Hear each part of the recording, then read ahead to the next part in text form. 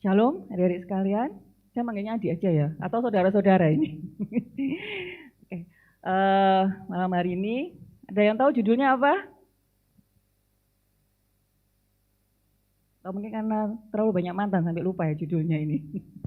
Oke, saat ini saya akan kenalkan moderator kita, ya, yang ada di depan, yaitu namanya adalah Evangelis Jonathan Edward. Beliau adalah pendamping sekaligus juga pembimbing pada komisi anak sekolah minggu ya, dan juga komisi dewasa pemuda remaja. Di sini pun Evangelis Jonathan ini, atau kita sebut Kak Jonathan ya, juga punya mantan pacar loh. Cuma mantan pacarnya sudah menjadi istri ya. Berikut dia adalah juga pengantin baru. Oke, silakan untuk Evangelis. Oke, gimana teman-teman kabarnya sehat semua? Yang merasa dirinya sehat angkat tangan dong. Oke, kalau yang merasa dirinya lagi sukacita tepuk tangannya dulu. Oke, nah ada yang tahu hari ini tema kita tentang apa? Tadi udah Cewini infokan, ada yang tahu? Ada yang tahu temanya apa? Boleh speak up dong, yuk. Ada yang tahu temanya tentang apa? Loh, kok diam semua? Oke, Jason, apa temanya? Oke, tepuk tangan dulu dong buat teman kita Jason ya. Oke, terima kasih Cewini sudah memperkenalkan saya. Ya, jadi teman-teman hari ini kita akan mendengarkan sebuah seminar khusus memang mengenai relasi ya, terkhusus relasi dengan lawan jenis. Kira-kira kita banyak mantan itu dosa atau enggak ya? Nah, itu menarik tuh. Banyak mantan itu kira-kira boleh enggak ya kata Alkitab? Terus kalau misalnya nih, kita sudah punya pacar, kita sudah punya pasangan, kita sudah punya istri atau suami begitu ya. Gimana tuh cara merawat relasinya supaya tetap sampai usia opa oma begitu. Ada di sini yang punya opa oma yang eh, apa hubungannya masih langgeng ada? Andi tak pikir angkat tangan tuh. Ada? Ada? Ada masih punya opa oma di sini? Ada ya. Oke, yang lainnya yang sebelah kanan saya nggak ada. Waduh. Oke, nah hari ini pembicara kita yaitu adalah Evangelis Denny Teguh Sutandio, MTH, Magister Teologi. Tentu saja sudah dikenal di dunia dan di akhirat, begitu ya teman-teman ya. Lalu beliau ini ada banyak sekali pekerjaan yang sudah dilakukan begitu. Baik penerjemahan Alkitab ya, terus baik juga mengajar di STT Amadeus begitu. Lalu juga pernah menjadi rohaniwan di REC. Ada yang tahu Reform Exodus Center, tahu ya? Pernah melayani di sana, lalu dikaruniai satu orang anak yang menuju ke dua orang anak kalau tidak salah ya. Dan juga mempunyai satu orang istri tentu saja, tidak mungkin dua. Terus melayani sekarang di Departemen Teologi dan Pembinaan GKA Gloria Pacar. Mari kita sambut dengan penuh sukacita dan meriah penginjil Denny Teguh Sutandio. Waktu dan tempat saya persilakan ya.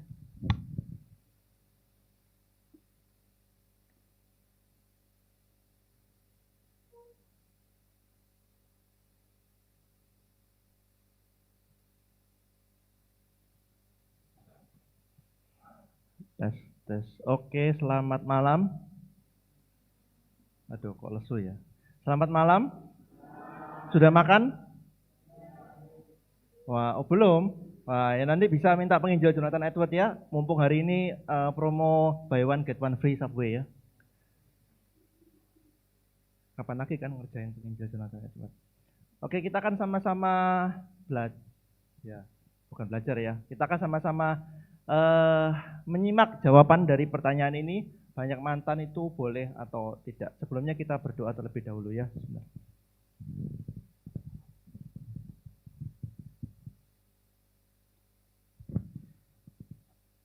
Kami bersyukur Engkau sudah mengumpulkan kami Tuhan di dalam seminar kami pada malam hari ini. Kami bersyukur karena kami boleh berkumpul bukan semata-mata hanya karena tema, kami boleh berkumpul karena kami boleh diajar oleh kebenaran firman-Mu, dan itu menjadi pedoman kami untuk kami boleh berelasi, kami boleh membangun hubungan dengan lawan jenis kami. Tuhan kiranya boleh menuntun kami di dalam seminar ini, biarlah seminar ini bukan hanya seminar yang menambah pengetahuan kami, tapi juga mentransformasi hidup kami. Berbicaralah kepada setiap kami melalui kebenaran firman-Mu, supaya firman-Mu boleh masuk, merembes ke dalam setiap hidup kami, dan boleh mentransformasi hidup kami, sehingga hidup kami boleh berkenan di hadapan Tuhan. Terima kasih Tuhan, dalam nama Tuhan Yesus kami mengucap syukur dan berdoa. Amin. Oke, hari ini sebenarnya adalah hari reformasi gereja, gitu ya. Ada yang tahu reformasi gereja? Martin Luther sedang mereformasi gereja pada waktu itu yang sedang bobrok. Salah satu semboyannya adalah sola scriptura, sola gratia, sola fide, kalau masih lapar solaria terakhir ya.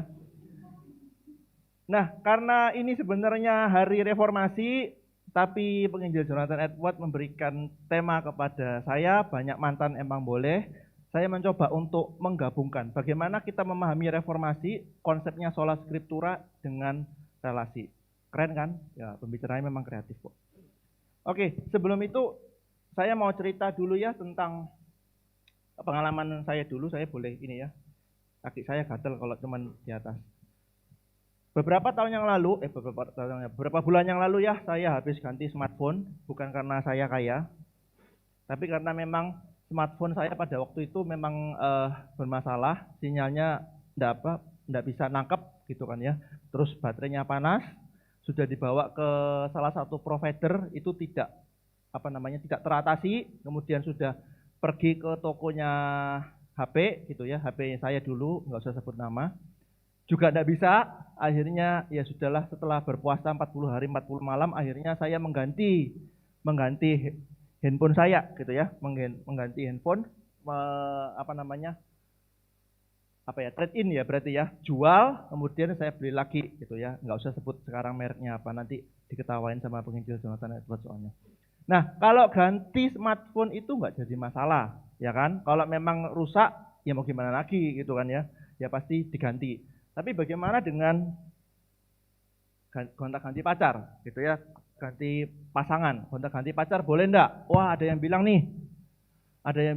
nggak apa-apa lah gitu kan. Karena apa? Misalnya yang anak di sini kan ada anak-anak remaja ya. Ya, beberapa remaja, kecuali yang paling depan ini sudah lansia.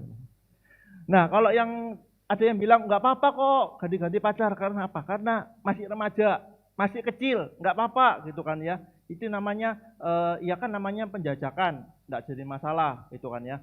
Itu argumentasi pertama. Nggak apa-apa ganti-ganti pacar, nggak apa-apa. Masih, kalau bahasa Yunaninya kan masih sekia gitu kan, masih umur remaja-remaja, masih kecil, jadi belum terlalu memikirkan masa depan gitu. Nggak apa-apa ganti pacar gitu ya, dari kelas 7 SMP sampai SMA kelas 12 gitu kan sekarang kan. Kalau zaman saya dulu kan SMP kelas 1 sama SMA kelas 3. Nah kan kelihatan pembicaranya umur berapa. Oh enggak, dari kelas 7 sampai kelas 12. Wah, punya pacar 21 gitu kan ya. Enggak apa-apa gitu kan, penjajakan. Tapi ada yang bilang satunya enggak boleh. Enggak boleh, pokoknya kalau punya pacar tuh ya harus setia. Setia itu berarti apa? Setiap tikungan ada. Oh enggak ya. Setia itu berarti apa? Hanya 1 atau 2 pacar. Enggak boleh sampai kesebelasan, apalagi 20 enggak boleh. Nah, sebenarnya apa sih yang Alkitab bilang gitu ya? Alkitab tidak pernah mengatakan tentang pacar ya, tapi kita akan melihatnya secara konsep Alkitab. Jadi jangan dibolak-balik dari Kejadian sampai Wahyu, di search kata pacar tidak akan ketemu ya, sampai Yesus datang kedua kali nggak ada di situ. Nah, kita masuk ke dalam konsep yang pertama adalah siapa sih kita? Nah, siapa sih kita? Kita pasti tahu kita adalah diciptakan oleh Allah, pasti. Kita semua diciptakan oleh Allah, dan di Kejadian 1 ayat yang ke-26, di situ dikatakan Allah menciptakan manusia menurut gambar dan rupa kita. Di Kejadian 2 ayatnya yang ke-7, di situ dikatakan Tuhan Allah menghembuskan nafas hidup. Ada 2 ayat yang kita mau renungkan bersama pada malam hari ini. Yang pertama adalah ketika Allah menciptakan kita, kita itu mirip Allah. Mirip itu apa? Tidak sama persis, tapi hampir sama gitu kan. Seperti pembicara di depan gitu kan, mirip Kim Jong Un, bukan ya? Kemiripan dengan Allah dalam hal apa aja? Yang pertama adalah Manusia adalah manusia yang bisa berpikir. Tuhan kan bisa berpikir. Kalau sampai Tuhan nggak bisa berpikir, cilaka dunia ini kan.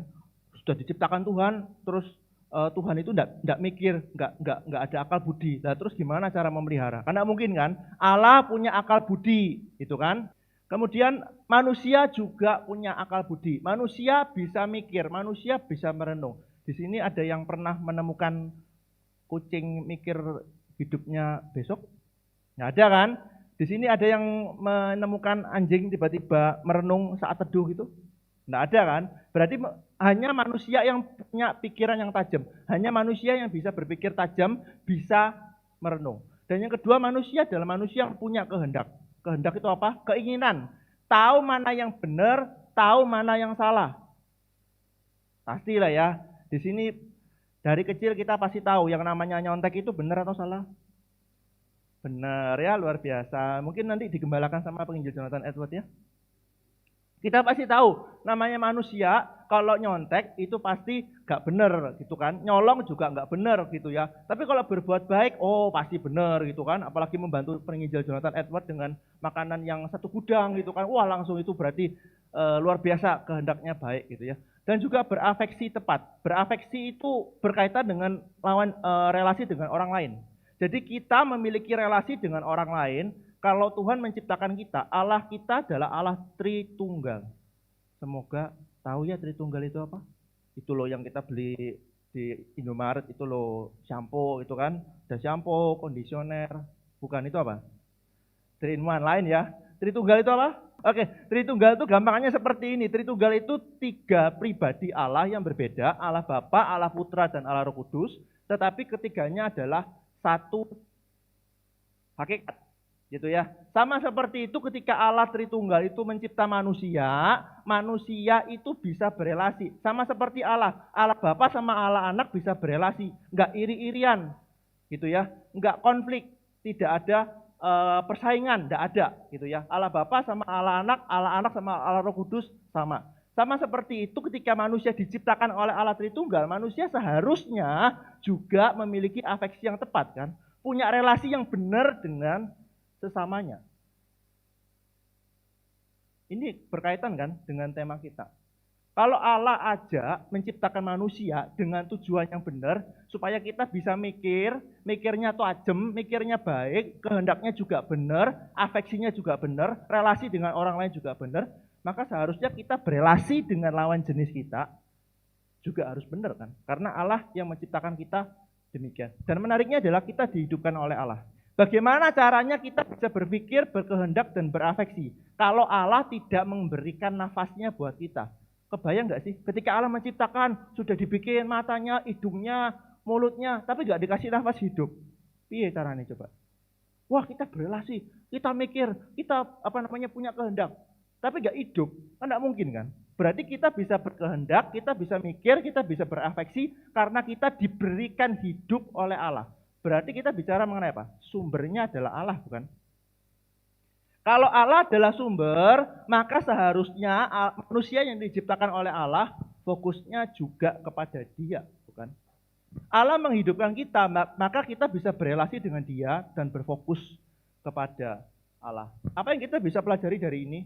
Fokus berelasi. Berarti ketika Allah menciptakan lawan jenis, ketika Adam diciptakan oleh Allah dengan pasangan hidup yang namanya HAWA itu, Hawa gitu ya, fokusnya adalah kepada Allah kan?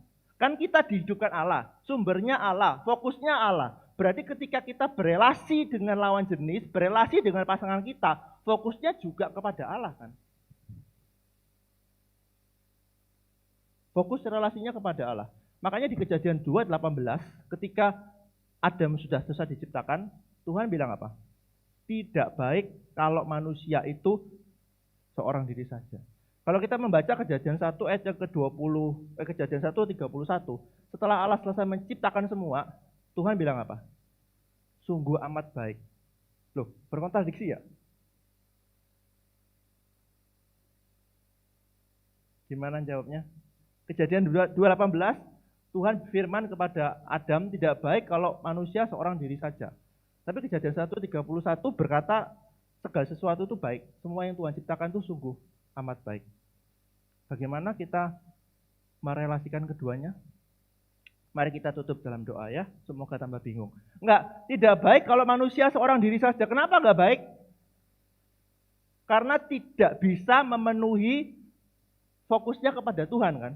Manusia bisa enggak mengelola alam? Ya bisa. Tapi kan kejadian 1 ayat 1 ayat 28 Tuhan bilang apa? Beranak cuculah dan bertambah banyaklah kan. Gimana caranya seorang Adam bisa beranak cucu sendiri, bertambah banyak sendiri? Makanya Tuhan bilang tidak baik kalau manusia seorang diri saja. Makanya Tuhan menciptakan penolong yang sepadan, namanya Hawa. Tujuannya supaya apa? Supaya bisa menggenapkan kejadian 1 ayat yang ke-28. Beranak cuculah dan bertambah banyaklah. Itu perintah dari Allah. Itu mandatnya Allah. Maka apa yang bisa kita pelajari dari sini? Yang kita bisa pelajari adalah ketika kita berelasi, gitu ya. Langsung aja ya.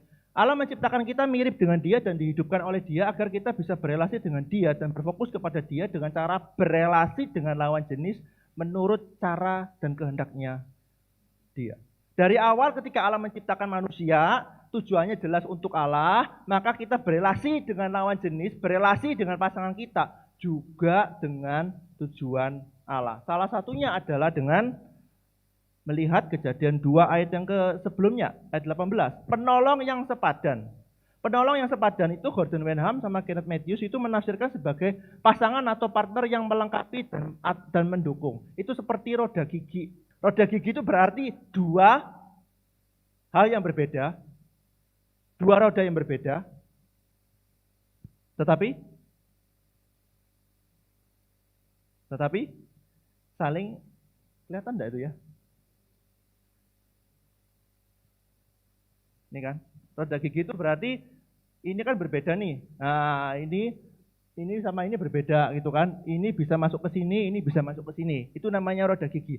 2 hal yang berbeda tetapi bisa saling bersatu, saling mendukung. Itu namanya penolong yang sepadan. Penolong ya, bukan penodong ya. Penolong yang sepadan itu yang melengkapi dan mendukung. Tapi manusia sudah jatuh ke dalam dosa. Dosa itu apa?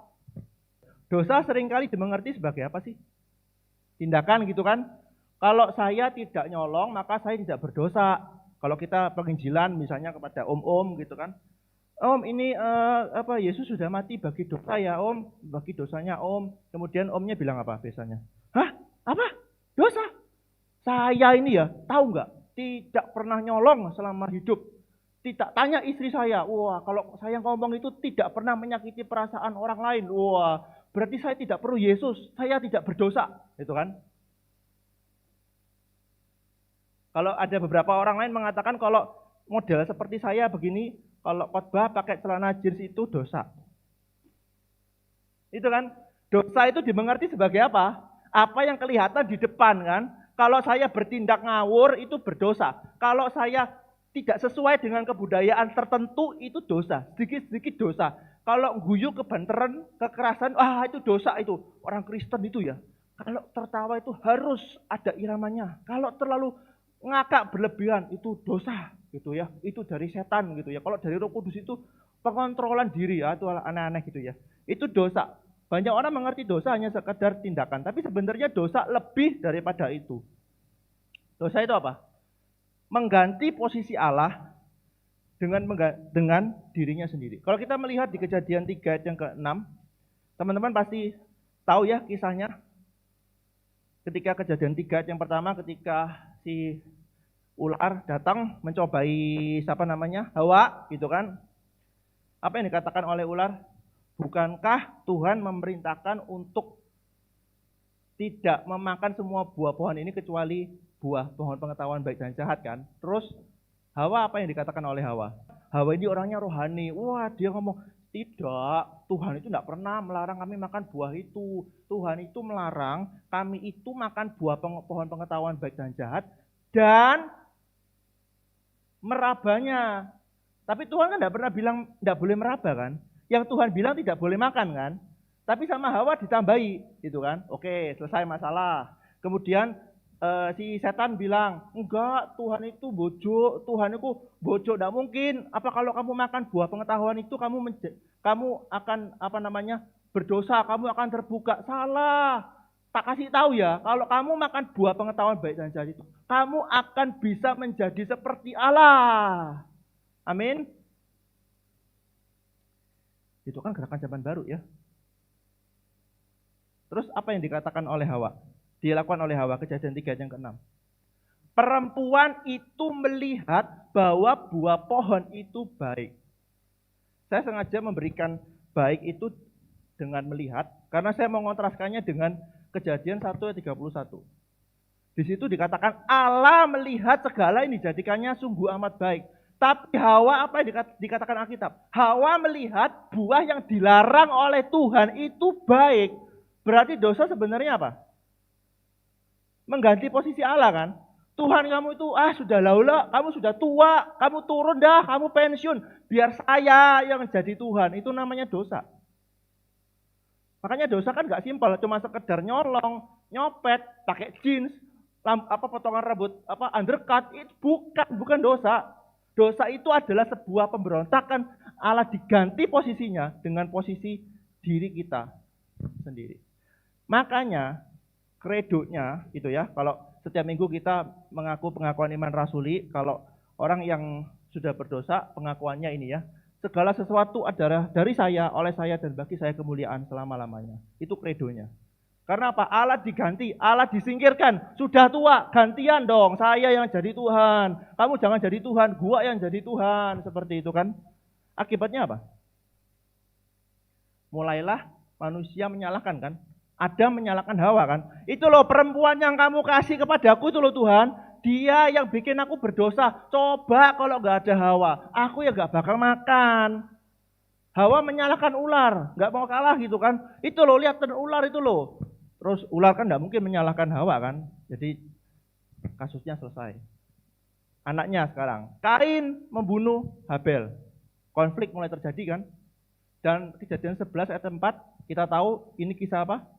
Yunus di dalam perut buaya. Apa? Kejadian 11, menara Babel. Dari Adam menyalahkan Hawa sampai ke menara Babel. Semua dimulai dari apa?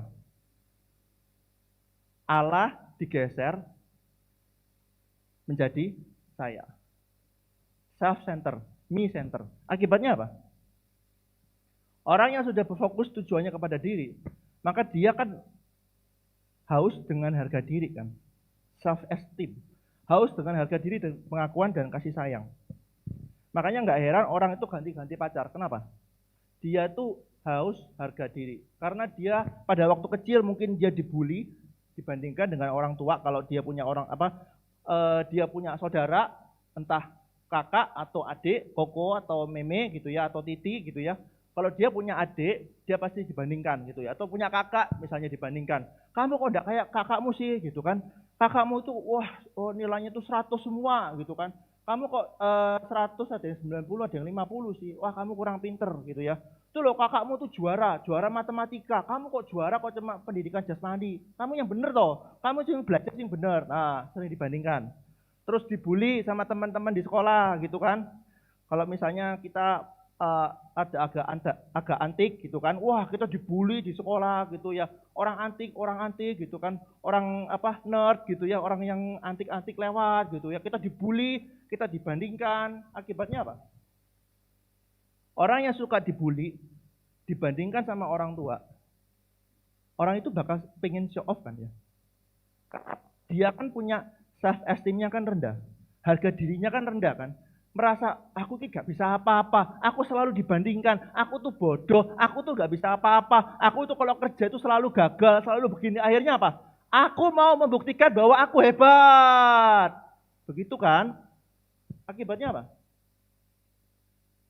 Aku pengen ganti-ganti pacar, membuktikan bahwa apa? Aku tuh loh pacaran, aku bisa baca pacaran loh. Meskipun aku dibully sama teman-temanku, meskipun aku dibandingkan sama orang tuaku, aku tuh bego, aku tuh udah bisa apa-apa, aku tuh orangnya gagal dan sebagainya. Aku pengen membuktikan, aku bisa dalam 1 tahun bisa 55 kali ganti pacar. Dan aku adalah menarik gitu kan ya. Setiap hari nge-gym gitu ya, 1 hari 50 jam nge-gym gitu kan ya. Wah, supaya badannya kekar seperti pembicara di depan gitu ya. Wah, pembicara keren gitu ya, menarik, ganteng dan diinginkan oleh banyak. lawan jenis. Haus harga diri kan? Yang kedua, haus kasih sayang. Kalau dari kecil kita kurang dikasihi orang tua, jadi sebaliknya ya. Yang pertama itu dibully, direndahkan, dibanding-bandingkan. Kalau yang ini kurang dikasihi oleh orang tua. Orang tua kita sibuk misalnya. Seorang mungkin pekerja keras, dua-dua bekerja keras, akhirnya tidak punya waktu untuk kita pada waktu kecil. Kita kurang dikasihi, gitu ya. Ya kita dibelikan mainan sih, dibelikan mainan satu gudang gitu kan, dibelikan makanan satu truk gitu ya. Tapi tidak ada waktu untuk ngobrol dengan papa mama kita, tidak ada waktu untuk jalan-jalan dengan mereka. Kita kurang dikasihi. Akibatnya kita kan haus kasih sayang kan. Papa mamaku ada sih, makan sih, ngasih makan sih, ngasih uang sekolah sih, ngasih uang jajan sih, tapi aku nggak diperhatikan. Aku ada pekerjaan, aku ada PR sulit, aku minta tolong sama papa mamaku, gak digubris. Kerjakan dewe, kerjakan sendiri, gak usah tanya-tanya, itu kan. Tidak dikasih. Akibatnya apa? Ketika dia beranjak dewasa, ketika dia semakin hari semakin dewasa, dia juga bisa ganti-ganti pacar. Kenapa? Karena dia kepengen ada orang yang mengasihi dia. Karena dia tidak pernah mengalami kasih sayang dari orang tua. Makanya dia kepengen, ayo sama si Joko, di sini nggak ada yang nama Joko kan? Wah sama Joko gitu kan, wah dikasihi gitu ya. Tapi Joko ini kalau balas WA tuh cek suwe nih sih, lama sekali sih. Balasnya itu WA jam 10, balasnya jam 5 sore baru dibaca. Aduh, dia tuh mungkin sekarang sudah nggak sayang sama aku lah, Joko itu ya. Udahlah ganti sama Jono, di sini nggak ada Jono kan, aman. Kalau nggak ada Budi, ada tak Budi? Oh ganti. Asyong, ganti Asyong dari Joto jadi Asyong. Asyong sama, balasnya lama sekali. Udahlah ganti Alyong gitu kan. Lama-lama Amsyong. Gitu kan, orang yang harus kasih sayang, gonta-ganti terus, gara-gara lama balas WA, ganti lagi. Dia dapat trofi gara-gara ganti pacar. Itu yang terjadi ketika manusia sudah jatuh ke dalam dosa. Apakah gonta-ganti pacar itu solusi ya? Kalau kita haus harga diri dan kasih sayang. Enggak loh sebenarnya. Kenapa?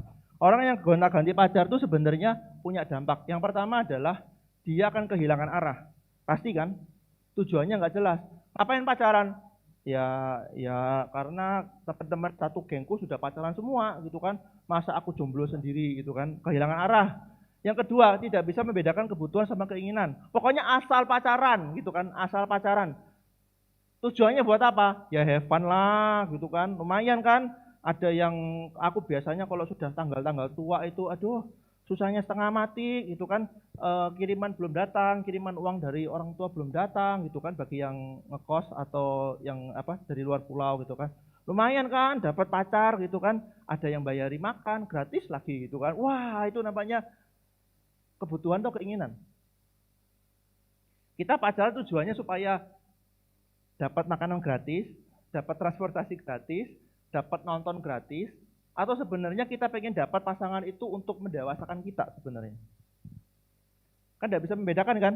Pokoknya asal apa? Pokoknya asal dapat pacar. Yang ketiga, kamu kan jadi orang yang gampang nyerah. Orang yang gonta-ganti pacar, itu ya tuh gara-gara WA lama balas 3 jam. Ngapain aja sih?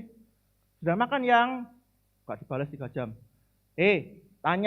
Aku tanya, bukan ngomong sama tembok. Sudah makan belum? Belum, itu kan. Oh baru dibalas. Oh iya.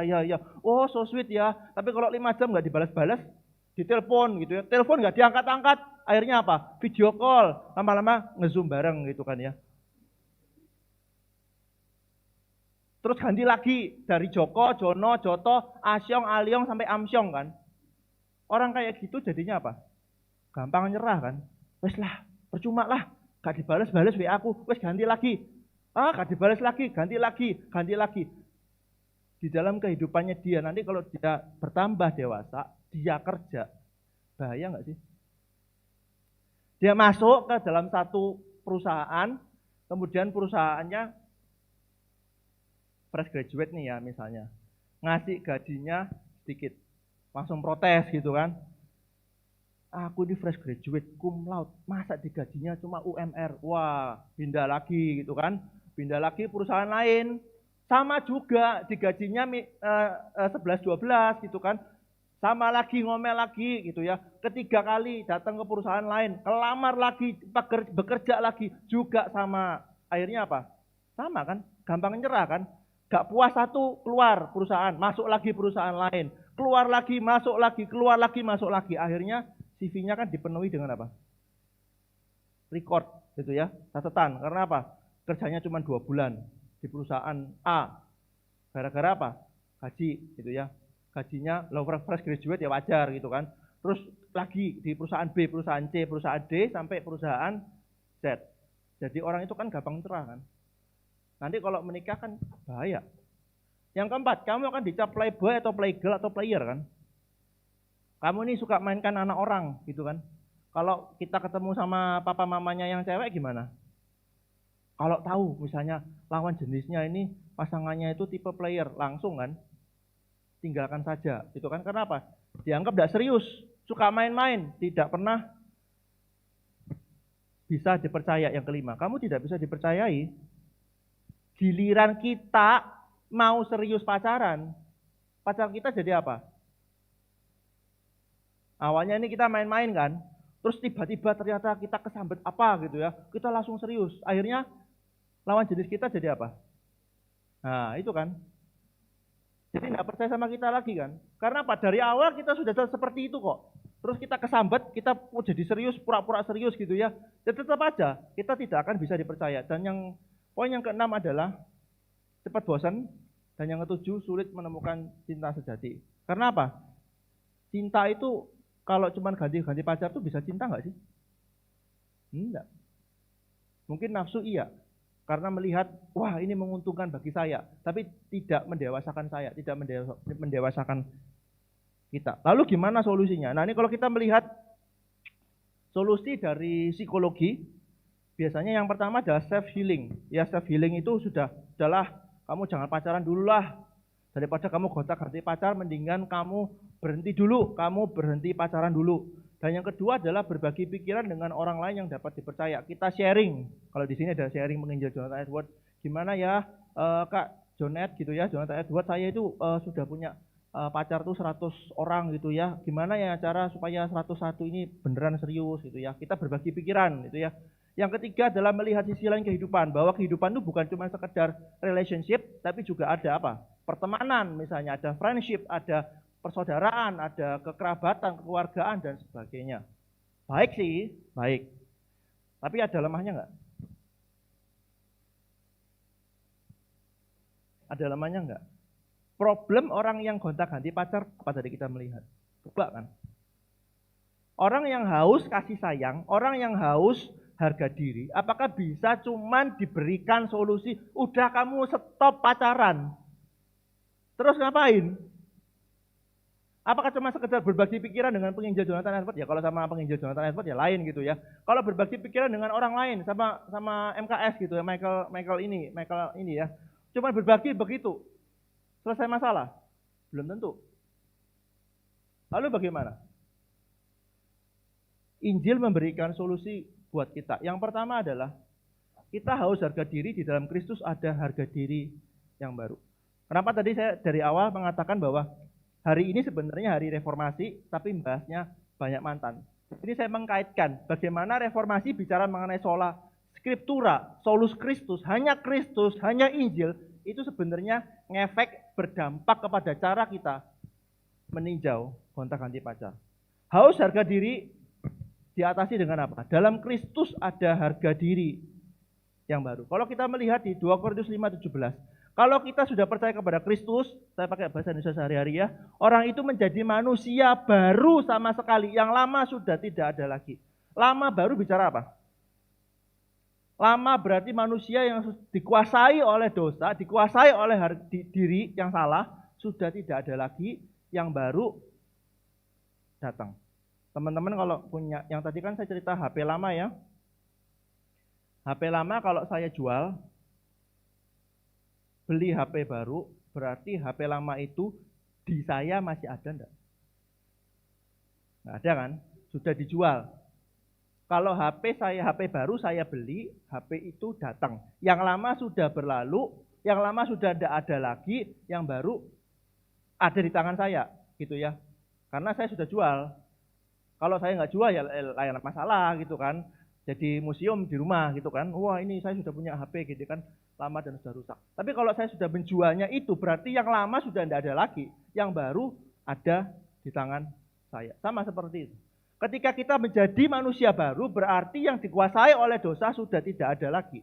Kita dikuasai oleh Kristus. Ada harga diri yang baru karena Kristus sudah mati bagi kita. Dan bukan hanya itu, ketika kita percaya kepada Kristus, karena ada Roh Kudus yang datang, Roh Kudus itu bersaksi bersama-sama dengan kita bahwa kita adalah anak-anak Allah. Gampangannya kayak gini ya. Kalau kita dulu kecil dibully sama orang tua kita, dibanding-bandingkan, nggak usah sambil nyanyi ya, dibanding-bandingkan yang lain. Dibandingkan sama orang tua gitu ya. Tuhan tuh pengen apa? Tuhan tuh pengen bilang, oke nggak apa-apa, kamu dibanding-bandingkan sama orang tuamu, kamu dibully sama orang tuamu, kamu dibully sama teman-temanmu, kamu tidak diterima oleh lingkungan sekitarmu.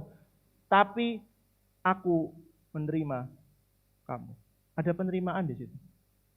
Di dalam Kristus kita bukan cuma sekedar dapat identitas baru, tapi di dalam Kristus kita juga mendapat penerimaan. Kita bisa menyebut Allah sebagai Bapa kita. Itu enggak gampang loh. Kita jadi orang Kristen terlalu gampang ya. Ya Bapa di surga. Coba bayangkan ya. Kita bisa menyebut Bapa, pencipta kita itu siapa kita? Kita itu manusia yang terbatas, yang berdosa, bisa menyebut Allah sebagai Bapa kita. Kalau bukan karena Roh Kudus, kalau kita tidak diterima oleh Allah, kita tidak akan bisa.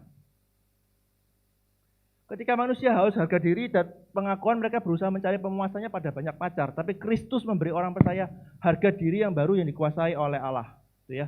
Dan yang kedua, ketika kita haus kasih sayang, di dalam Kristus ada kasih sejati. Ketika Kristus menebus kita pada waktu apa? Apakah pada waktu kita berbuat baik? Apakah pada waktu kita sedang memberikan perpuluhan? Apakah ketika kita sedang berdoa? Enggak loh. Roma 5:8. Ketika kita masih berdosa. Saya mau, tadi yang main drum tadi siapa? Ya, oke. Silakan maju ke depan. Jadi kelinci percobaan.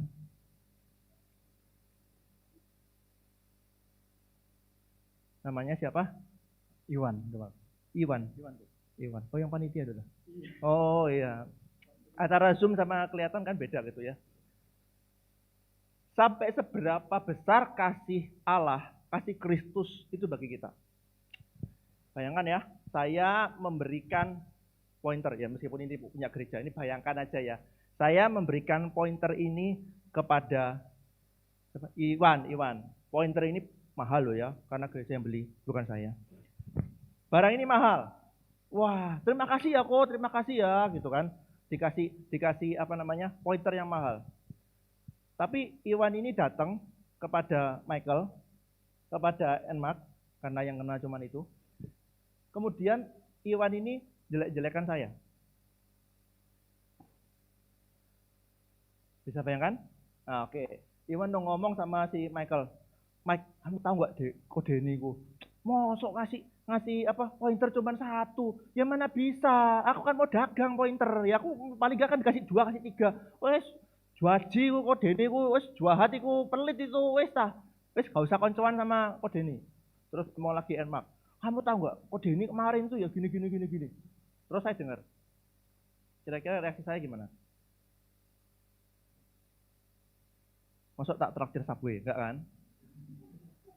Kalau Iwan sudah berbuat seperti itu harusnya apa yang saya lakukan? Marah gitu kan?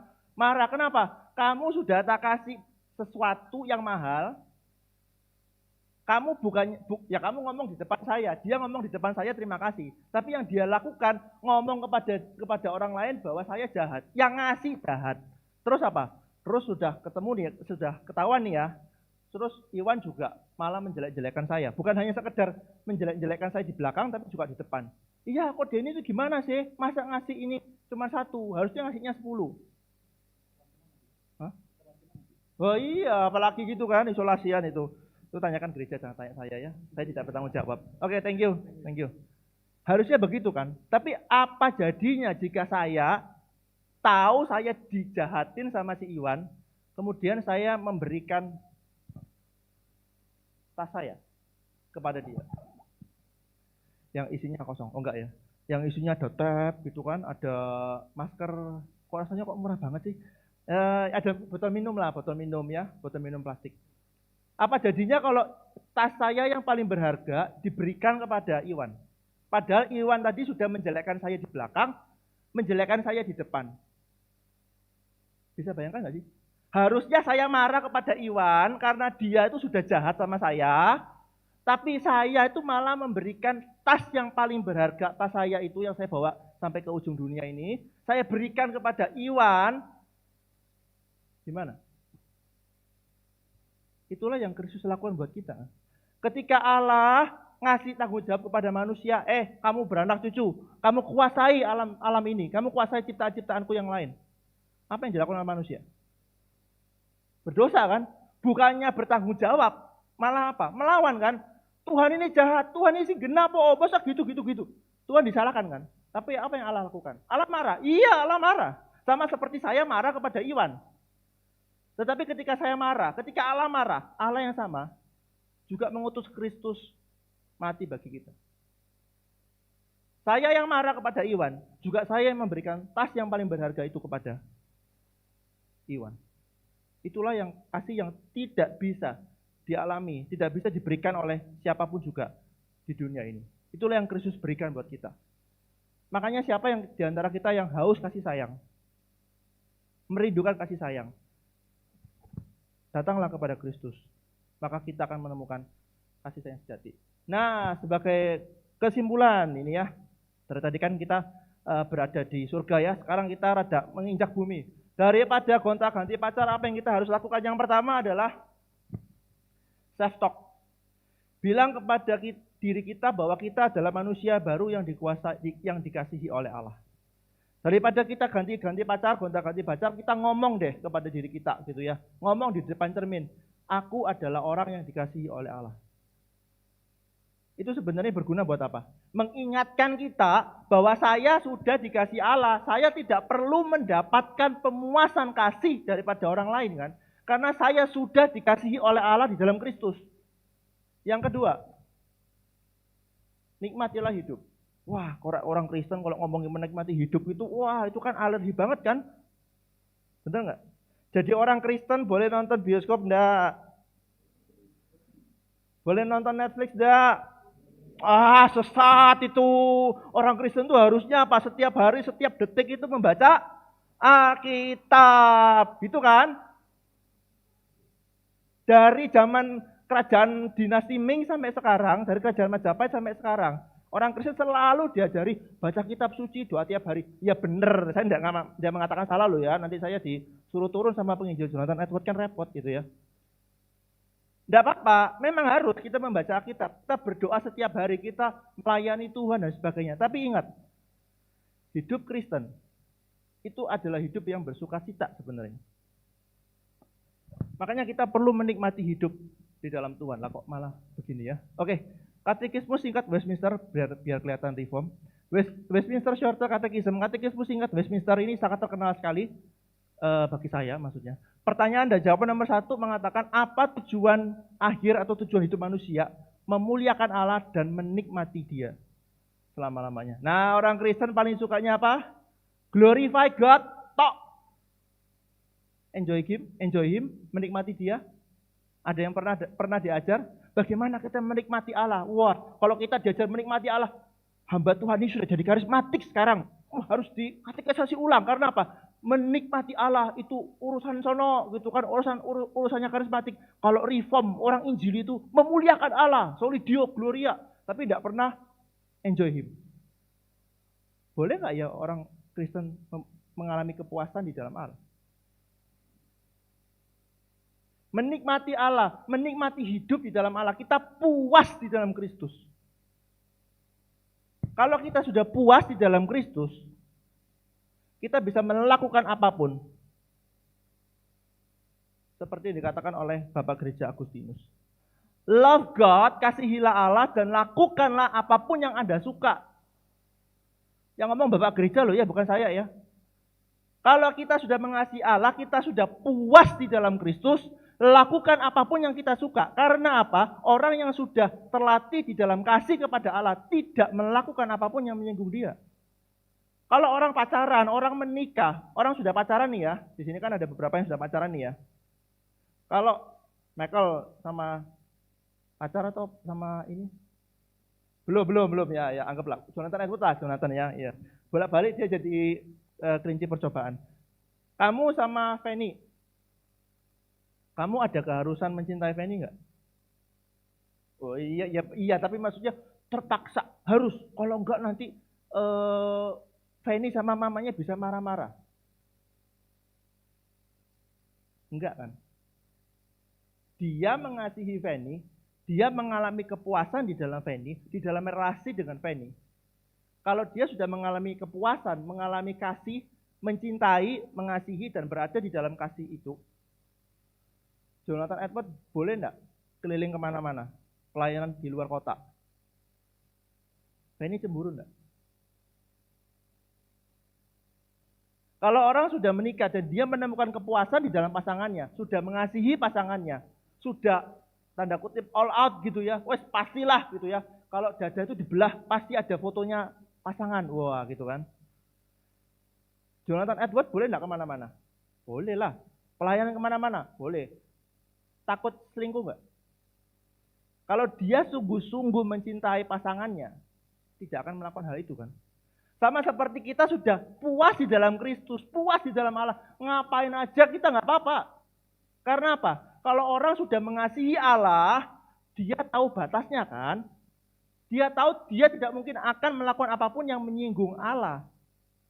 Jadi orang Kristen itu jangan sedikit-sedikit tidak boleh, pakai celana jeans tidak boleh, undercut tidak boleh, guyu kebangetan juga nggak boleh, semua nggak boleh. Jangan heran anak muda zaman sekarang pindah dari gereja. Tidak mau gereja lagi. Kenapa? Di gereja kita sedang melaksanakan apa? Hukum Taurat kan. Sedikit tidak boleh, itu tidak boleh, semua nggak boleh gitu kan. Baju harus dimasukkan kayak Jojon. Kok enggak itu 3 Alkitabiah, itu dosa. Kita tuh mau jadi anak kecil atau orang dewasa sebenarnya. Kekristenan itu bukan anak kecil. Kasihilah Allah dan lakukanlah apa yang Anda suka. Karena kita sudah puas di dalam Dia. Maka perluaslah pergaulan kita. Boleh enggak kita naksir cewek ya? Yang cowok boleh, yang cewek jangan jawab. Ya pastilah ya, kan bahaya gitu kan. Cowok boleh naksir cewek? Boleh. Cewek boleh naksir cowok? Boleh. Perluas pergaulan. Perbanyak relasi. Kalau belum siap menikah, kalau tidak punya karunia untuk menikah, perluaslah pergaulan. Jangan cepat-cepat ambil pistol dan nembak. Enggak mati lah. Nembak pasanganmu ya. Bahasaku kok nembak ya. Oke lah. Kalau belum siap, perluas pergaulan, kenal karakter, baru pilih pasangan. Jangan cepat-cepat, gitu ya. Yang kedua, boleh nggak naksir cewek? Ya boleh lah. Naksir bukan berarti untuk dijadikan pacar, ya toh. Namanya orang kena, boleh kan? Waktu sebelum pacaran, Jonathan Edward, penginjil Jonathan, kenal sama Fanny, sama Pony, sama Ani, sama Tuni, sama apa yang ini belakangnya. Boleh lah. Kan masih belum pacaran toh. Perluas pergaulan. Makanya daripada ganti-ganti pacar, mendingan perluas pergaulan, banyak teman, banyak kenal pasangan. Boleh nggak naksir? Ya boleh lah. PDKT boleh. Ganti-ganti pasangan, bukan ganti-ganti gebetan loh ya. Beda loh ya. Kalau gebetan itu kan belum ada relasi yang serius kan.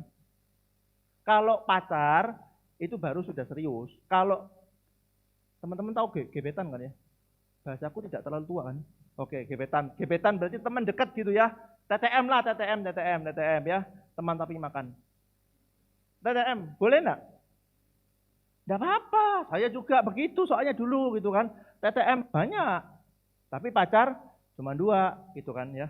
Ini terakhir mantan pacar jadi istri gitu ya. Boleh naksir? Boleh. Boleh punya TTM? Boleh lah. Loh namanya orang TTM kan perkenalan dulu sebelum on the way ke pacar kan. Kalau nggak cocok, ya sudah, temenan aja biasa, nggak usah TTM-an, gitu kan. Yang keempat adalah pacaranlah yang serius. Kalau sudah TTM, sudah deket, kemudian baru pacaran, ya pacaran dengan serius. Sebelum kita ambil pistol nembak dia, pastikan kita kenal karakternya dia, enggak, ya pasti tidak mungkin 100% lah ya. Pasti ya kira-kira 30% lah gitu kan ya, 30% gitu, 40 lumayan toh. Kenal teman-temannya dia gimana, terus relasi dia dengan papa mamanya gimana, terus relasi dia dengan Tuhan gimana, relasi dia banyak memang. Itu kan. Baru setelah itu kita ambil senapan laras panjang, kita tembak dia. Kita pacaran yang serius, benar-benar serius. Kita komitmen di situ karena kita sudah kenal dia, kita kenal karakternya dia. Dan kalau memang kita tidak cocok di tengah jalan, tidak apa-apa putus. Tapi ingat ya, alasan putusnya harus logis. Jangan kayak yang tadi itu. Kenapa putusnya? Karena lama balas WA. Ya bisa karena dia belum isi pulsa toh. Bisa karena dia bekerja. Dia kerja lapangan. Ya jelas dari pagi sampai sore. Nggak mungkin kan dia kerja lapangan sambil meninjau proyek itu sambil WA-WAan ya hancur HP-nya, kena material gitu kan. Lah kok malah saya jadi gitu ya. Ya enggak mungkin loh, makanya putuslah dengan bijaksana, logis alasannya. Kenapa?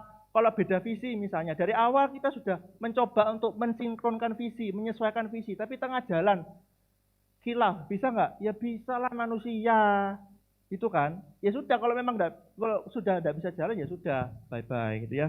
Putus dengan bijaksana, tapi tetap andalkan Tuhan, berdoalah. Bahkan kalau untuk putus sekalipun, libatkan Tuhan, gitu kan ya. Jangan ditinggal Tuhannya. 5, pertahankanlah pasangan hidupmu karena Kristus. Kalau kita sudah pacaran dan menikah, ini ya, dapat pesan sponsor dari penginjil Jonathan Edwards. Kalau sudah pacaran dan menikah, di sini kan beberapa sudah menikah kan? Pertahankanlah pasangan hidupmu karena Kristus. Sekali lagi ya, bukan karena saya mau, bukan karena dia itu semakin hari semakin baik. Wah, jadi tak pertahankan. Kalau dia semakin lama semakin jelek, semakin jijik, semakin gilani, semakin becekno, gak mau, aku gak mau. Jangan ya, karena Kristus. Yang pertama ingatlah salib Kristus. Kristus menerima kita apa adanya kan. Kristus tidak pernah membuang orang-orang yang sudah dipilih oleh Allah Bapa. Siapapun kita, dari latar belakang apapun kita, dari kondisi keluarga seperti apapun, dari broken home kah, dari yang keluarganya yang baik kah, dari kondisi yang kurang mampu kah, dari sultan sekalipun kah, Tuhan menerima kita, Kristus menerima kita apa adanya. Bukankah itu yang seharusnya kita lakukan kepada pasangan kita? Gak gampang ya ngomong kayak gini ya. Gak gampang loh. Yang sudah menikah di atas 5 tahun siapa? Pasti ada ya. Yang sudah menikah di atas 5 tahun? Oh enggak ada. Cuman saya toh. Yakin dah? Oke, enggak ada. Ngomong kayak gini enggak gampang loh. Kalau yang baru menikah seperti penginjil Jonathan Edwards, iya gitu ya. Iya. Aku Jonathan Edwards bilang sama Fanny, sebagaimana Kristus sudah mati bagi aku menerima kamu apa adanya sampai jatuh. Gitu kan? Aku menerima kamu. Aku menerima kamu apa adanya sebagaimana Kristus sudah menerima aku. Ngomongnya gampang karena baru menikah. Kalau sudah 5 tahun ke atas, pergumulan loh. Ini kita fakta loh ya, kita realita loh ya. Karena nggak gampang hidup menikah kalau sudah 5 tahun ke atas. Itu tidak, itu ujian bagi kita, bagi yang sudah mengalami. Apakah kita menerima pasangan kita, mempertahankan pasangan kita dengan salib Kristus. Kalau visinya sama, ingatlah salib Kristus. Tapi yang kedua, poin yang terakhir, poin yang kita suka karena yang terakhir, ingatlah kebenaran Kristus. Di dalam Kristus bukan hanya ada salib, tetapi juga ada kebenaran. Berarti apa? Orang pacaran dengan orang menikah beda nggak ya? Pacaran tuh semuanya kan semua seperti di surga gitu kan? Wah, aku lihat kamu tuh, aku pulang gitu ya, sampai rumah gitu kan, sampai kontrakan sampai kos gitu ya. Wah, aku kok teringat-ingat kamu padahal sudah 2 jam. Aku rasanya pengen telepon lagi 2 jam gitu kan sampai nggak tidur-tidur. Besok, wah aku sudah teringat kamu. Karena apa? Tidak pernah satu rumah 24 jam dan setiap 60 detik gitu kan. Nggak pernah kan? Kalau sudah menikah beda lagi. Kalau pacaran ditanya visimu apa? Memuliakan Tuhan dan menikmati Dia selama-lamanya. Wah, luar biasa. Cowoknya langsung kelepek ini. Ini pasti didikannya penginjil Jonathan Edward ini. Oh iya, saya mau pacaran sama kamu. Itu pacaran. Tapi kalau sudah menikah, jangankan menikah, orang di dalam proses pacaran pun orang itu bisa berganti visi kan? Manusia kok. Apalagi kalau sudah menikah, kalau di tengah jalan, di tengah pernikahan kita, visinya pasangan kita sedang tidak baik atau berganti atau berbeda dari sebelumnya. Padahal kan kita sudah sinkron nih, kita sudah sama nih, sudah nyapain visi kan? Tapi kita sudah menikah nih. Di tengah jalan tiba-tiba visi pasangan kita sedang tidak baik atau berbeda, berganti visi. Apa yang kita lakukan? Ya kita mencoba menyamakan, gitu kan? Kita mencoba menegur dia, mengingatkan dia, visimu dari awal seperti apa?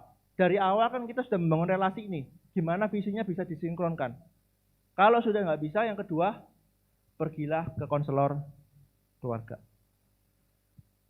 Itu yang bisa kita lakukan. Saya tidak mau yang kesimpulan ketiga ya, nanti tema yang baru lagi soalnya. Sensitif yang nomor 3 soalnya, saya tidak mau sebut. Pokoknya ingat kebenaran Kristus, kalau pasangan kita sedang tidak baik-baik saja dalam hal visi, tegur pasangan kita, atau kalau tidak bisa, baru ke konselor pernikahan. Yang solusi yang ketiga tidak saya sarankan, yaitu, ya nggak usah lah ya, nggak usah disebutkan. Itu tema sendiri ya, biar memancing penginjil Jonathan Edward untuk mengundang saya lagi. Oke, ini yang bisa kita pelajari, semoga semakin bingung ya. Di dalam Kristus kita mengalami kepuasan harga diri, pengakuan, dan kasih sayang sejati. Oleh karena itu, binalah relasi dengan lawan jenis dengan kepuasan di dalam Kristus. Kalau kita sudah dipuaskan di dalam Kristus, maka kita tidak mencari kepuasan di tempat lain. Amin. Mari kita berdoa. Berdoa dulu atau? Oke.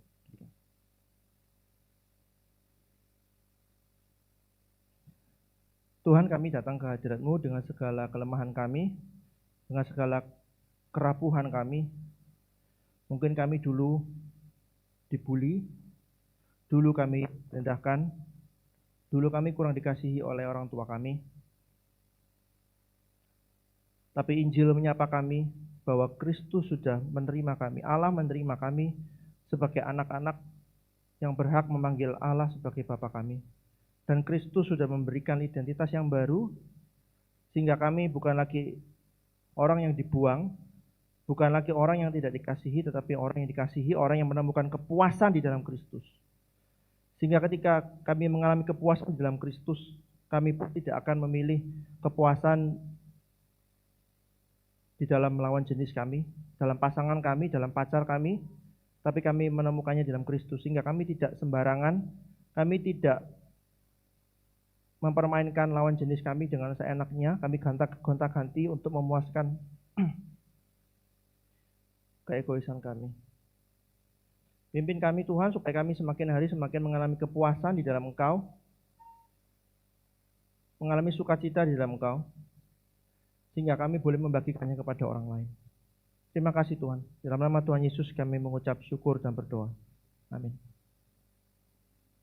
Amin. Oke, tepuk tangan dulu dong untuk pembicara kita malam hari ini. Oke, ya, Pak. Silakan Pak di sini, Pak. Oke. Nah, teman-teman kita akan masuk ke dalam sesi tanya jawab ya. Jadi, teman-teman dipersilakan kalau ada pertanyaan boleh bertanya begitu ya. Pertanyaan yang sulit juga nggak apa-apa begitu. Silakan saja karena penginjil ini semua pertanyaan bisa dijawab. Oke? Nah, teman-teman yang bertanya 3 orang pertama nanti akan mendapatkan hadiah begitu. Jadi silakan teman-teman persiapkan dulu pertanyaannya sambil saya mau bertanya. Oke? Jadi teman-teman siapkan dulu pertanyaannya. 3 orang pertama yang bertanya nanti akan mendapatkan hadiah. Kapan lagi kan? Datang seminar dapat hadiah begitu karena ada sponsornya. Oke. Baik. Koden. Terima kasih ya, tadi sudah memaparkan materi yang sangat baik begitu ya. Tadi ada satu hal yang saya ingat yaitu adalah banyak Memperbanyak pergaulan. Berarti yang sudah pacaran, perkuat pusat, perbanyak cabang. Betul ya? Betul ya? Yang sudah pacaran, perkuat pusat, perbanyaklah cabang. Begitu. Siapa tahu cabang-cabangnya itu bisa menjadi pusat ya. Oke. Tapi jangan seperti itu ya, dosa nanti katanya. Oke. Koden, bertanya nih. Tadi kan Koden tuh kasih materi tentang kita ini adalah mirip Allah. Begitu ya. Kalau kita mirip Allah, maka segala sesuatunya adalah dari Allah. Betul ya? Teman-teman tadi gitu ya, kata penginjil Jenny ya. Nah, problemnya gini. Apakah memang semua harus dimulai dari Allah? Begitu. Karena secara realistisnya kita nggak mirip Allah tuh. Kita mirip yang lain begitu. Di dalam Alkitab misalnya gini. Kasihilah Tuhan Allahmu dengan segenap jiwamu, dengan segenap, ujung-ujungnya balik ke diri sendiri tuh. Kasihilah sesamamu manusia seperti engkau mengasihi, ujung-ujungnya diri kita sendiri Koden, gitu loh. Jadi apakah memang semua harus dimulai dari Allah? Bukankah semua juga harus seimbang dimulai dari diri kita sendiri? Oke, teman-teman, ini pertanyaan dari Ko Edward ya. Teman-teman silakan mempersiapkan pertanyaannya. 3 orang pertama akan mendapatkan hadiah. Oke, silakan dipersiapkan pertanyaannya sambil kita dengarkan dulu jawaban yang ini. Thank you. Silakan Koden. Ya, mari kita akhiri dalam doa. Kita berdoa. Ini dia memang sengaja ya, memang ngerjain gara-gara tadi disebut bolak-balik, makanya dia sentimen dia sama saya. Oke, kalau saya sih sentimen tahu nggak ya? Ini bahasanya terlalu tua ya. Ya, kalau mengasihi semua pasti berawal dari Allah ya. Mengasihi Allah itu kan sebagai respon kita gitu ya. Mengasihi Allah dengan segenap hati, akal budi, segenap jiwa, segenap perut, bukan ya, akal budi, segenap whatever gitu ya, itu kan respon kita. Jadi segala sesuatu pasti bermula dari Allah karena Allah yang mencipta, pasti segala sesuatu bermula dari Dia. Nah, kita bisa meresponi, kita mengasihi Allah karena Allah sudah mengasihi kita kan. Makanya kita bisa mengasihi Allah, terus mengasihi orang lain sama seperti mengasihi diri kita. Tapi semuanya bermula dari Allah kan. Matius 22, 37-39 kan semua berawal dari kasihilah Allah. Itu semua berawal dari karena Allah sudah mengasihi kita. Ya, kita masuk kelas katekisasi doktrin Allah ya, selain ya. Oke. Itu jawabannya. Jadi Allah pertama pasti gitu ya. Tapi makanya kan progresnya tadi sudah aku jelasin. Awalnya begini, tapi manusia sudah jatuh ke dalam dosa. Makanya kita tidak bisa berfokusnya ke Dia. Makanya harus Kristus yang ngangkat kita gampangannya supaya kita bisa fokusnya lagi kembali kepada Allah. Tapi bukan berarti self kita jadi terlalu apa ya? Contoh ya misalnya nih ya, kita menggumulkan cari pasangan hidup lah ya, kan ini kan ngomongin tentang mantan ya, berarti kan relasi nih. Jangan apa ya, orang Kristen beberapa itu terlalu rohani, religius lebih tepatnya gitu kan ya. Semua itu Tuhan gitu kan. Kemudian kalau ketemu dengan pasangan, ya maaf ya, ini tidak sedang menghina. Saya sedang bicara objektif ya. Kalau misalnya ada orang-orang tertentu yang terlalu religius, ngomongnya apa? Iya, saya tuh tidak mementingkan fisik. Misalnya cowok ya, saya tidak mementingkan fisik. Yang penting adalah hati. Itu satu. Atau mungkin ada orang-orang tertentu nih, misalnya teman saya dulu, Samuel pasti tahu orangnya. Dia di kelas gitu ya. Teman saya pada waktu di saat itu, wah religius banget, cinta Tuhan. Maklum semester pertama gitu kan. Saya mau melayani Tuhan, saya mau mengikuti dosen saya perempuan yang tidak menikah, maka saya tidak menikah. Baru naik semester 2, semester 3 sudah punya pacar. Ya itu makanya jangan terlalu religius, gitu kan. Segala sesuatu bermula dari Allah, berpusat dari Allah, tapi tidak berarti kita meminimalkan akal budi kita loh. Akal budi kita kan tadi kan mengasihi Allah dengan akal budi kan. Berarti ada unsur kitanya enggak? Ada, tapi sudah diperbarui. Rada normal dikit gitu loh jadi manusia. Ngerti ya? Wah, saya tidak mau menikah karena mengikuti dosen saya gitu kan. Baru ngomong kayak gitu, 2 semester berikutnya punya pacar. Ya itu terlalu religius ya. Makanya jangan jadi orang terlalu begitu. Fokusnya kepada Allah iya, tapi jangan seperti itu. Jadi orang Kristen jadilah yang unik ya, bukan antik. Oke. Itu topik tersendiri. Oke, jadilah orang Kristen yang unik bukan antik begitu. Jadi kode ini maksudnya adalah dalam kita berpasangan begitu, ya silakan minum dulu.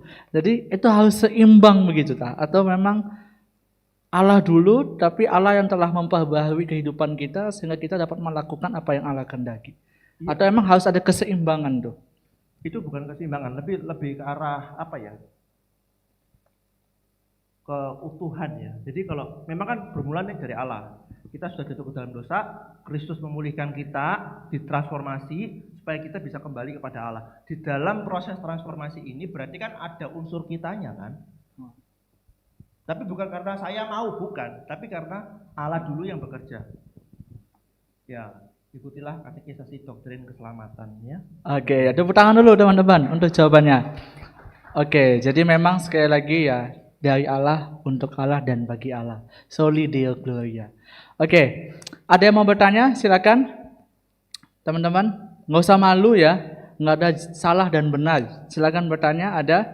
Oke, boleh perkenalan namanya siapa, lalu pertanyaannya apa, dan boleh sambil berdiri. Thank you bro. Ya, perkenalkan nama saya Steve. Sorry, boleh diulang maskernya, boleh dibuka mungkin? Nama saya Steve. Steve. Ya, Oke.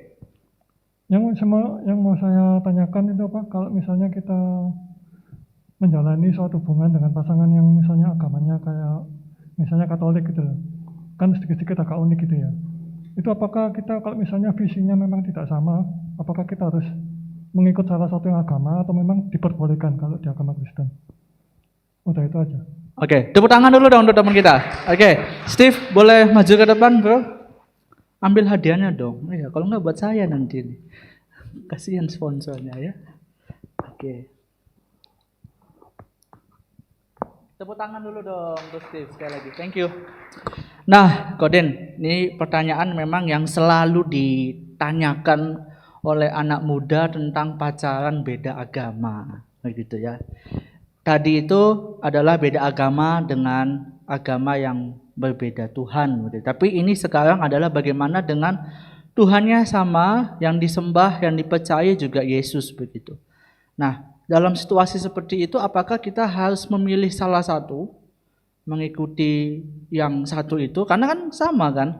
Atau memang dia harus mengikuti ke kita, begitu ya Steve ya? Sebagai orang Kristen begitu. Atau memang jalannya masing-masing, tetapi memang masih sama Tuhannya begitu. Atau langkah apa yang mau kita lakukan? Kira-kira gitu Koden. Silakan Ko. Yang pertama kita harus tahu dibilang agama ya, teologi yang dianut oleh calon pasangan kita. Kita harus tahu dulu ya. Jangan sampai maksudnya ya sama beda. Tapi kita harus tahu apa yang dipercaya dan kenapa. Itu dulu. Kenapa kok enggak apa-apa langsung sebut merek ya. Misalnya Katolik Roma misalnya. Kenapa kok dia percaya Bunda Maria misalnya? Why dulu. Itu kan. Terus kita cocokkan, bener enggak kita bilang begitu? Itu konsep kita kan. Karena kita enggak percaya begitu-begitu, kita harus tanya, reason dibalik itu, Alkitab bilang itu enggak? Kalau memang Alkitab tidak bilang itu, ya sudah, berarti kita tidak setuju. Dan yang kedua, bukan hanya sekedar tidak setuju, kita bayangkan aja, pada waktu kita pacaran kita sudah enggak setuju. Tanda kutip kita berdebat teologi untuk hal-hal yang cukup fundamental. Dari pacaran ya, bayangkan kalau sudah menikah. Kalau sudah menikah, apalagi sudah punya anak. Sekarang pertanyaannya, anak kita mau diajari iman seperti apa? Itu dulu mikirnya. Jadi pada waktu pacaran kita sudah berdebat teologi. Menikah apalagi sudah punya anak. Pasti masalah tambah runyam. Anak kita mau diajari apa? Anak kita ajari Bunda Maria itu cuma manusia, yang disembah itu harus Yesus. Begitu ketemu maminya bilang apa? Papamu itu salah, papamu itu enggak ngerti. Yang benar tuh seperti ini. Terus dia besar, pusing enggak maminya? Itu yang perlu kita perhatikan. Jadi bukan hanya masalah boleh atau tidak boleh, tapi dampaknya seperti apa. Secara teologi pasti enggak ya, pasti tetot ya. Tapi secara praktisnya kita melihat, kita bayangkan aja kalau itu kita lakukan, terus kita menikah, lalu kita punya anak, terus anak kita diajari model seperti apa. Itu dengan Katolik Roma ya. Kalau misalnya sama-sama Kristen Protestan sekalipun dengan beda teologi, yang satu kita Injili yang tidak percaya prosperity gitu ya, yang satunya prosperity gospel. Bingung nggak tuh anak? Kita ngajari, kita harus ikut salib ya, ikut Yesus ya, terus pergi ke maminya, ngawur itu, pak kamu itu kurang beriman, banyak memberi, banyak diberkati. Balik lagi ke papanya gitu kan, mamamu itu salah, harus angkat diri pikul salib. Lama-lama anaknya keluar dari rumah, sing gena iki bapak mbokku itu kok ngawur kabeh dadakno itu kan. Itu sama-sama Kristen loh, sama-sama Protestan loh. Tapi yang satu percaya prosperity tahu ya? Prosperity tahu ya? Kemakmuran, teologi sukses gitu ya. Yang satu enggak. Sama-sama begitu aja sudah konflik kan? Apalagi Protestan dengan Katolik, apalagi yang Kristen dengan non-Kristen. Gitu. Kalau Kristen dengan non-Kristen itu topik yang lain lagi. Memang saya sengaja mematik supaya sering diundang. Oke. Oke ya. Teknik marketingnya kayaknya. Oke. Ya jadi ini silakan. Oke, ya. Jadi Steve tadi yang pertama ya, selama masa pendekatan, masa pacaran begitu, silakan berdebat dulu tentang pemahamannya begitu. Jangan sampai nanti sudah terlanjur menikah, pemahamannya dua-duanya berbeda. Kalau Tuhan kehendaki punya anak, bingung itu anak. Mau ikut yang mana, begitu ya? Apakah sudah jelas, Steve? Tapi mungkin saya tambahin lagi gini ya. Tidak semua orang Katolik itu percaya dengan imannya. Kita harus klarifikasi dulu. Jadi kita perlu membedakan antara orang Katolik dengan ajaran gereja Katolik. Karena saya menjumpai ada orang-orang Katolik yang ketika saya pribadi bertanya kepada orang Katolik itu dan dia mengatakan bahwa Paus itu bisa salah.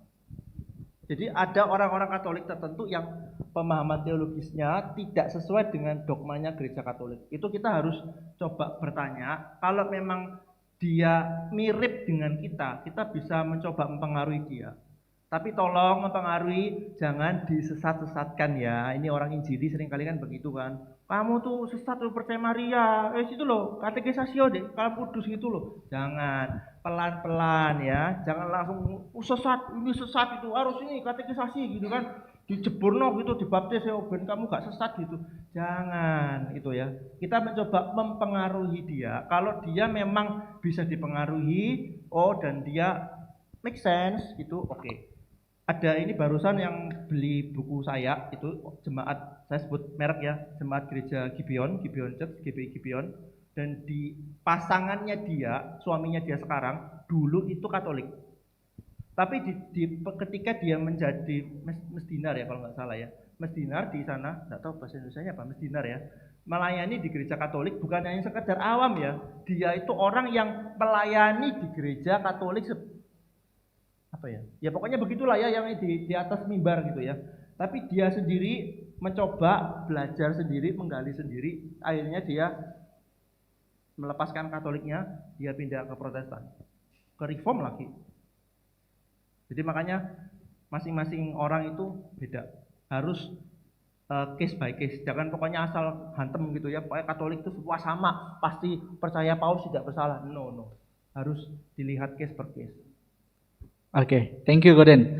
Steve, sudah jelas? Mau didebatin juga boleh ya. Oke, ada lagi yang mau bertanya? Banyak ya?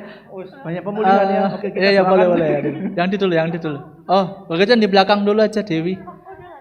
Boleh. Oh, gitu ya, boleh. Oke. Yuk, silakan. Jangan nebut tentang ya. Boleh berdiri, namanya siapa, pertanyaannya apa begitu ya. Oke, terima kasih kesempatannya. Nama saya Alin. Alin. Iya. Oh, kalau Alin di belakang nanti.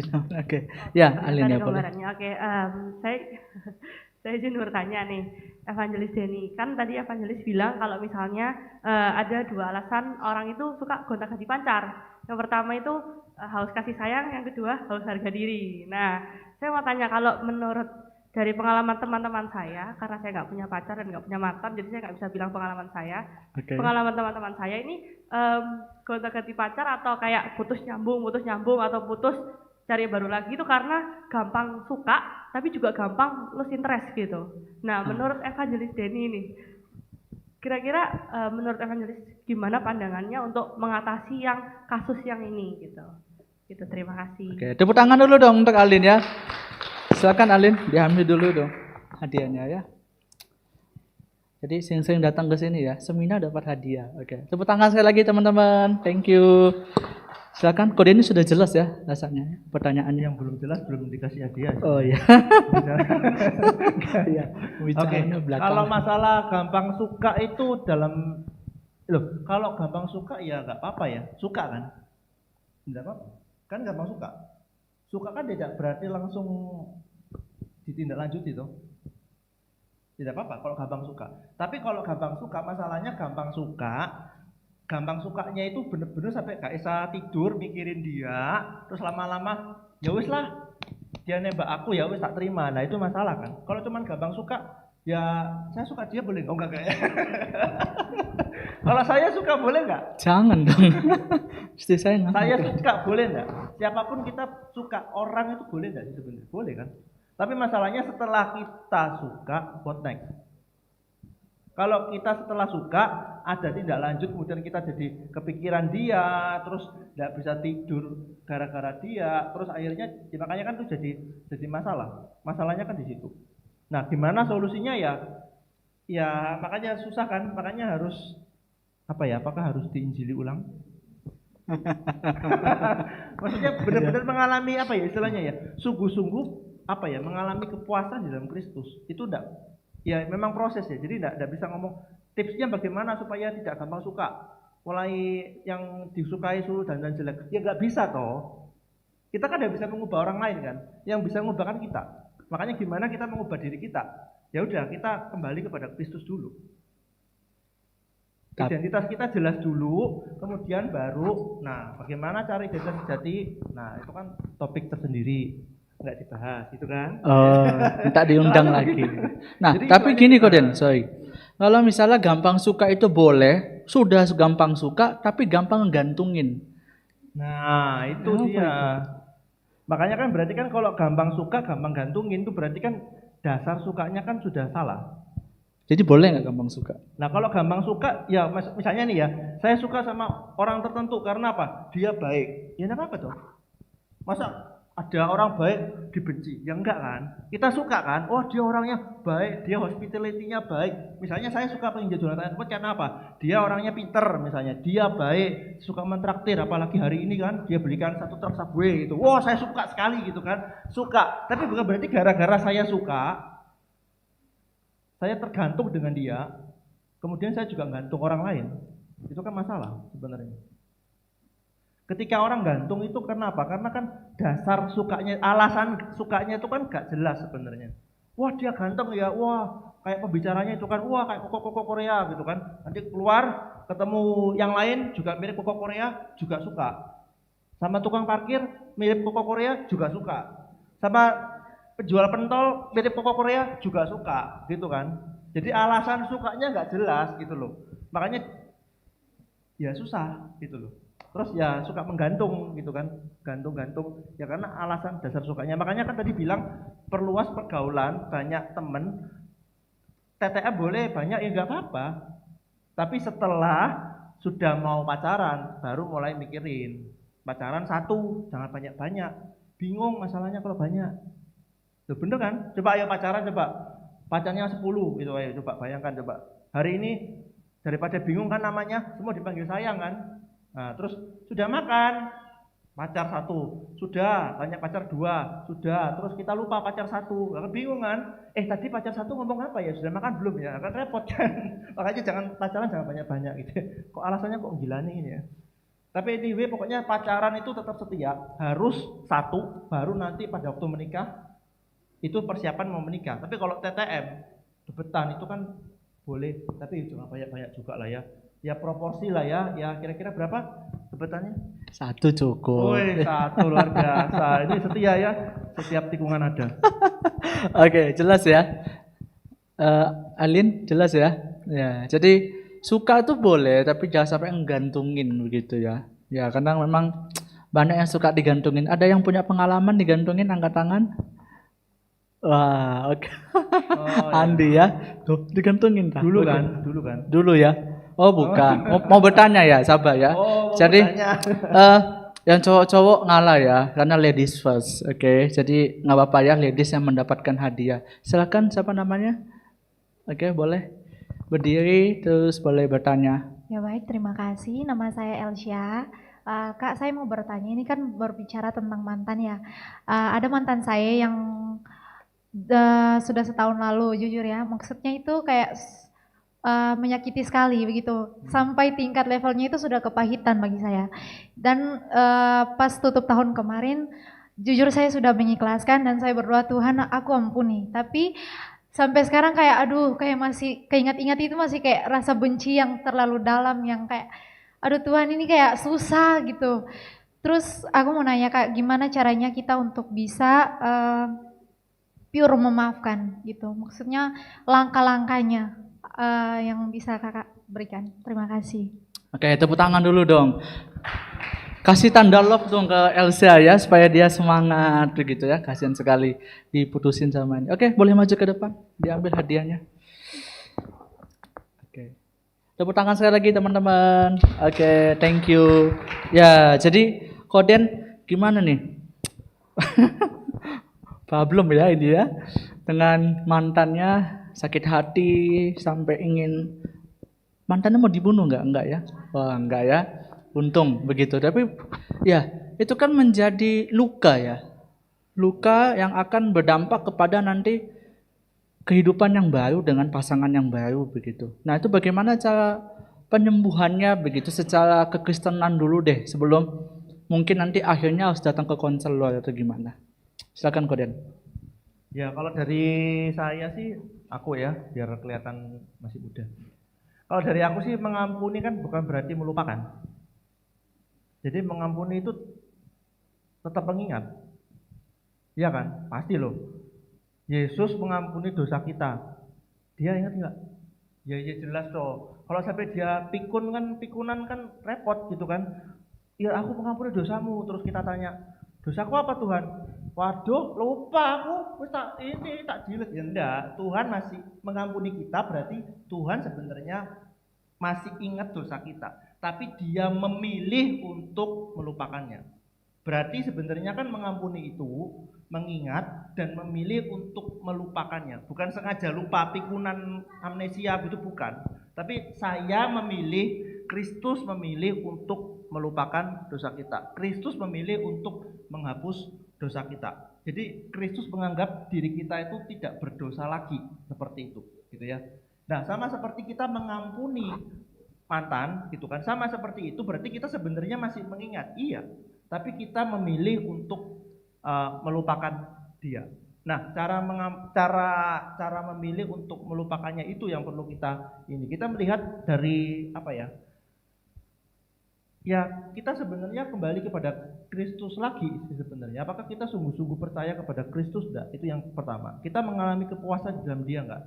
Yang pertama. Yang kedua, kita berusaha untuk, kalau memang kita misalnya nih ya, kita suka baca buku, kita coba belajar bagaimana tips-tips konseling seperti itu, atau kita datang kepada konselor-konselor yang memang bisa intensif untuk membimbing kita. Karena ini tidak bisa step by step. Yang pertama adalah maka pengakuan dosa, yang kedua memberikan perpuluhan, yang ketiga rajin ibadah. Tidak bisa. Harus benar-benar intensif datang ke konselor. Pertama memang harus percaya Yesus dulu, menerima dia, berdoa, minta Tuhan memulihkan. Kalau kita sudah melakukan hal itu dan tidak bisa, datanglah ke konselor. Tidak ada tips yang maksudnya 1, 2, 3, 1, 2, 3 gitu. Case by case enggak bisa di ini. Soalnya kan ada yang tidak ceritakan kan tadi kan. Jadi kan aku juga nggak tahu problemnya seperti apa, makanya harus datang ke konselor supaya bisa diatasi secara intensif, secara pribadi. Butuh konseling, nomor telepon di bawah ini ya. Oke, itu adalah kontaknya ya. Nah, jadi kalau mau butuh konseling, teman-teman boleh kontak ke staffnya gitu.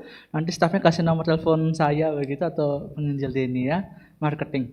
Oke, udah jelas ya. Jadi memang tidak ada sesuatu dalam mengampuni mantan itu tidak ada sesuatu yang bahasa terlalu tinggi ya. Mengampuni yang abadi begitu ya. Pasti ada cukup mengingat begitu kesalahan-kesalahan mantan. Apalagi sudah berapa tahun sama mantannya kalau boleh tahu? Hampir 2 tahun ya. Kalau Koko 5 tahun begitu. Waduh, itu lebih parah lagi begitu ya. Tapi jadinya sama yang di ujung sana. Begitu. Oke, tepuk tangan dulu untuk 3 orang pertama yang sudah bertanya ya. Oke. Untuk 3 orang terakhir nggak apa-apa, nggak dapat hadiah begitu ya. Jangan berkecil hati, nanti datang lagi ke next seminar begitu. Siapa tahu nanti ada hadiah, sponsornya lebih banyak lagi begitu. Oke. Yang pertama tadi siapa? 3 orang terakhir. Yang cowok tadi, Andi sama satu lagi siapa? Andi mau bertanya atau enggak? Enggak jadi. Oh ya jadi ya. Satu lagi ada yang mau bertanya? Oh Jason ya. Oke. Dari yang tadi dari cowok ya boleh yuk. Silakan. Oh enggak jadi ya. Berarti langsung ke Andi aja. Ya. Bertanyalah yang sulit. Oke, silakan perkenalkan diri. Shalom. Shalom. Ya, hadiahnya habis ganti subway nggak apa-apa sih. Ya, mau izin bertanya.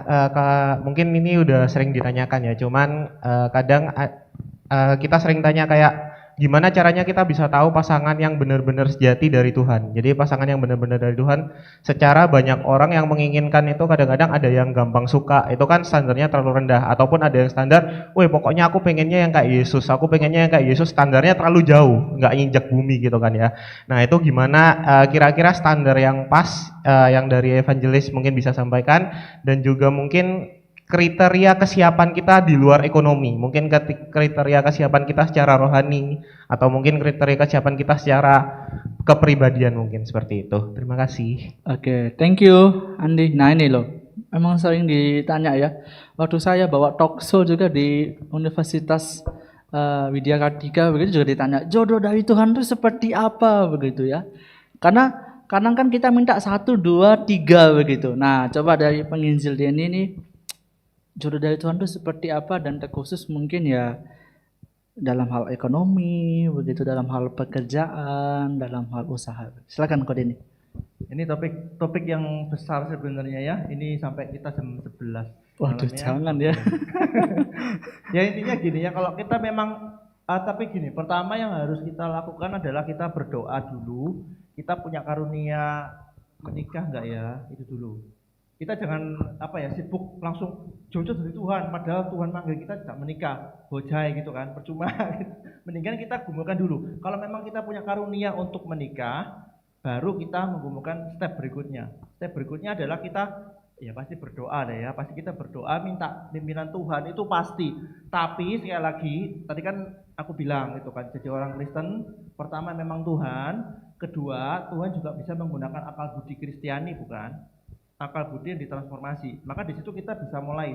Kan dari pergaulan itu kan kita bisa tahu. Tadi kan perluas pergaulanmu. Kita kenal orang lain, kita kenal lawan jenis, kita kenal karakter, kita mencoba mencocokkan dengan dia.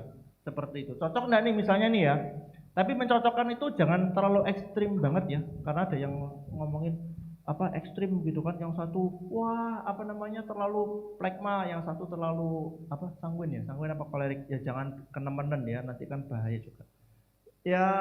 Yang penting cocok lah, kita ngobrol sama dia cocok, terus secara karakter dia juga oke, itu secara karakter dia tidak egois, tidak mementingkan dirinya sendiri, itu paling tidak. Terus secara bagaimana misalnya dengan beda ras, kita harus mikirin nih. Di satu sisi itu memang nggak apa-apa, kita di dalam Kristus itu sama gitu ya, mau sipit mau ndak gitu ya, itu sama sebenarnya. Cuman di sisi lain kita harus mempertimbangkan beda budaya, beda segala hal kan. Kalau kita bisa overcome itu, kita bisa mengatasi itu, go ahead. Misalnya yang satu budayanya orang, ya bukan menghina ya, budaya orang Batak misalnya, orang Batak di sini ada orang Batak. Angkat tangan orang Batak. selain saya. Selain dia maksudnya. Iya. Nah biasanya kan kalau orang Batak, nggak tahu ini orang Batak sudah KW ya. Kalau orang Batak yang benar-benar dari Batak itu biasanya kan ngomongannya rada ini ya. Lembut.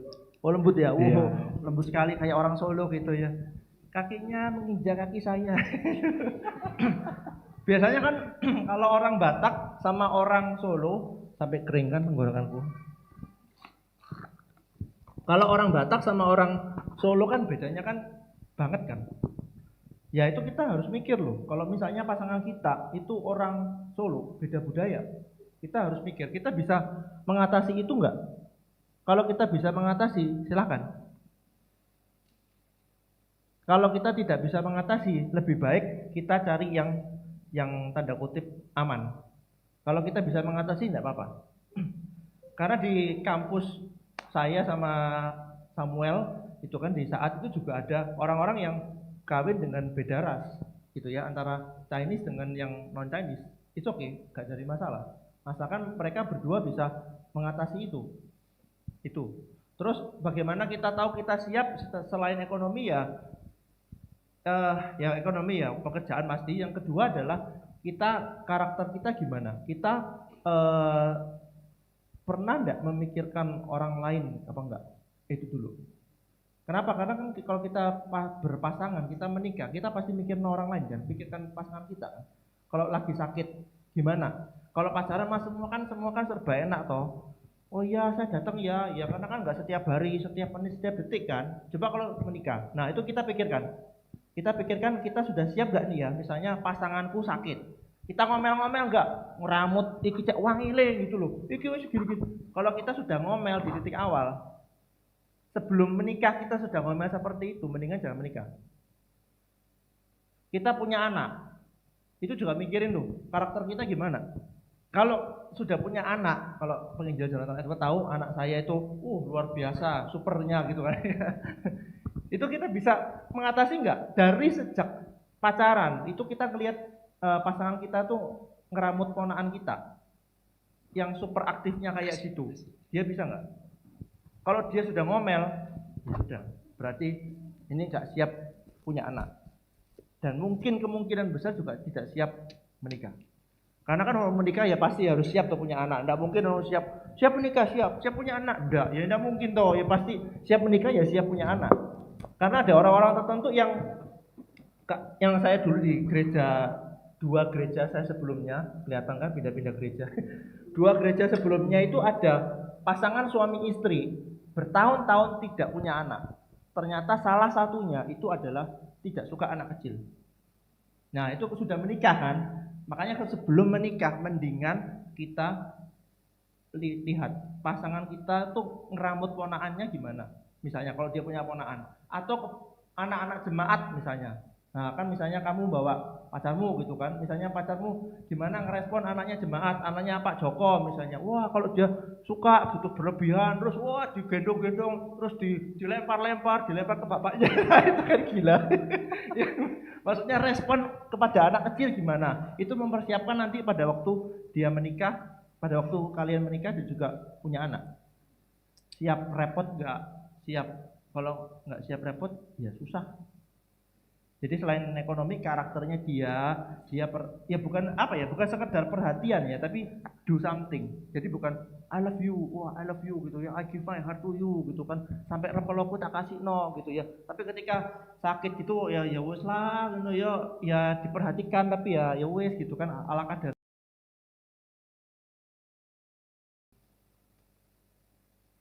Oke. Gitu ya. Jadi secara idealis doa, secara realistisnya dilihat karakternya begitu ya. Jadi silahkan saling mengenal satu sama lain begitu ya. Jadi kalau sudah yakin, sudah pasti langsung nikah gitu kok ya. Nah begitu, langsung nikah terus. Tujuannya doa buat apa ya? Tujuannya doa adalah bukan supaya Tuhan sekedar nge-proof kan. Kita wis pacaran, Tuhan ini loh, Ani ini loh, ini pacarku ini wis tak tembak barusan loh, Tuhan ini jodohmu enggak? Ya kamu sudah ditembak terus baru doa ya percuma gitu kan. Dari awal bener-bener kita mikirin nih, siapa sih Tuhan mau siapa? Aku sama siapa? ketika sedang menjalani itu juga bergumul, Tuhan ini benar apa enggak ya? Dan jika memungkinkan kita bisa minta tanda dari Tuhan, itu bisa. Tuhan kalau memang ini Tuhan berikan kepadaku, kasih tanda. Kalau enggak, juga kasih tanda. Putuslah, tenang aja. Kalau memang bukan dari Tuhan, putus. Percaya, kita kan jodoh. Kalau ya ini kembali lagi ke teologi ya. Kalau di dalam teologi reform itu kan tidak ada satupun yang tidak ditetapkan Allah, termasuk jodoh. Berarti kalau apapun yang tidak ditetapkan Allah, termasuk jodoh, berarti kita bisa yakin kalau memang Tuhan tidak menjodohkan tanda kutip orang itu dengan kita, dia pasti bertindak. Saya kan sudah punya pacar 2 kan, yang satu sudah putus, yang sekarang sudah menikah. Nah yang putus, ya pasti kan. Ya itulah, nanti Tuhan akan pasti membukakan yang membuat kita harus putus dan mencari yang lain. Karena kita percaya tidak ada apapun yang tidak dipastikan oleh Allah. Tenang aja. Tapi tidak berarti bukan berarti ya wis lah, ya wis hidupnya, ya wis cari jodoh ya wis, gak usah gitu, gak usah terlalu standar juga jangan punya kriteria gitu, serahkan sama Tuhan, bergantung pada pimpinan Roh Kudus, itu yang ngawur juga. Jadi 2 tetap jalan, kita tetap milih, kita punya standar itu boleh. Makanya kan teman saya pernah bilang, kalau kita mau milih secara tanda kutip ya, secara duniawi tanda kutip ya, kita boleh beli misalnya ada 10 standar. Dari antara 10 kita mikirkan mana yang paling prioritas. Kan enggak mungkin cowok milih apa? Yang tinggi, putih, semampai, semeter tak sampai, terus kemudian baik, rohani gitu kan. Langsing gitu kan, terus apalagi tidak pernah dugem gitu kan, selalu ke gereja, memberikan persembahan, pelayanan, papa mamanya baik, kalau perlu papa mamanya hamba Tuhan gitu kan, terus lama-lama tidak pernah ada. Jadi di antara 10 itu kita pilih mana yang prioritas, mana yang penting, baru kita mencoba untuk mencocokkan itu. Si A cocok gak ya, si B cocok gak ya, si C cocok apa enggak ya. Yang cewek juga seperti itu kan, mana yang cocok, mana yang prioritas, mana yang kita bisa toleransi, mana yang tidak bisa kita toleransi. Yang tidak bisa kita toleransi adalah iman. Yang kita bisa toleransi ya misalnya beda culture, beda ini, selama kita bisa overcome, kita bisa mengatasi itu, go ahead. Oke, betul ya, jelas ya. Jadi coba melihat perbedaan-perbedaannya, tapi jangan sampai beda iman begitu ya. Kalau beda HP boleh ya, boleh begitu ya. Oke, sorry Jason karena sudah keterbatasan waktu ya, karena ini sudah cukup malam begitu. Maka 2 hadiah ini akan diberikan kepada teman-teman yang bisa mereview kembali apa yang kalian dapatkan dari seminar ini begitu. 2 orang saja ya, apa yang bisa kalian dapatkan dari seminar ini, yang berani untuk maju ke depan ngomong begitu apa yang kalian dapatkan, silakan nanti dapat hadiah. Ada 2 orang? Kalau nggak ada ya saya keep tadi hadiahnya, lumayan. Ada? Yuk, yang kalian dapatkan dari seminar ini 2 orang, silakan. Ada? Oh, Jason berani. Iya, pelajaran yang kamu dapatkan apa dari seminar ini? Oke, Jason ya. Oke, silakan Jason. Boleh berdiri.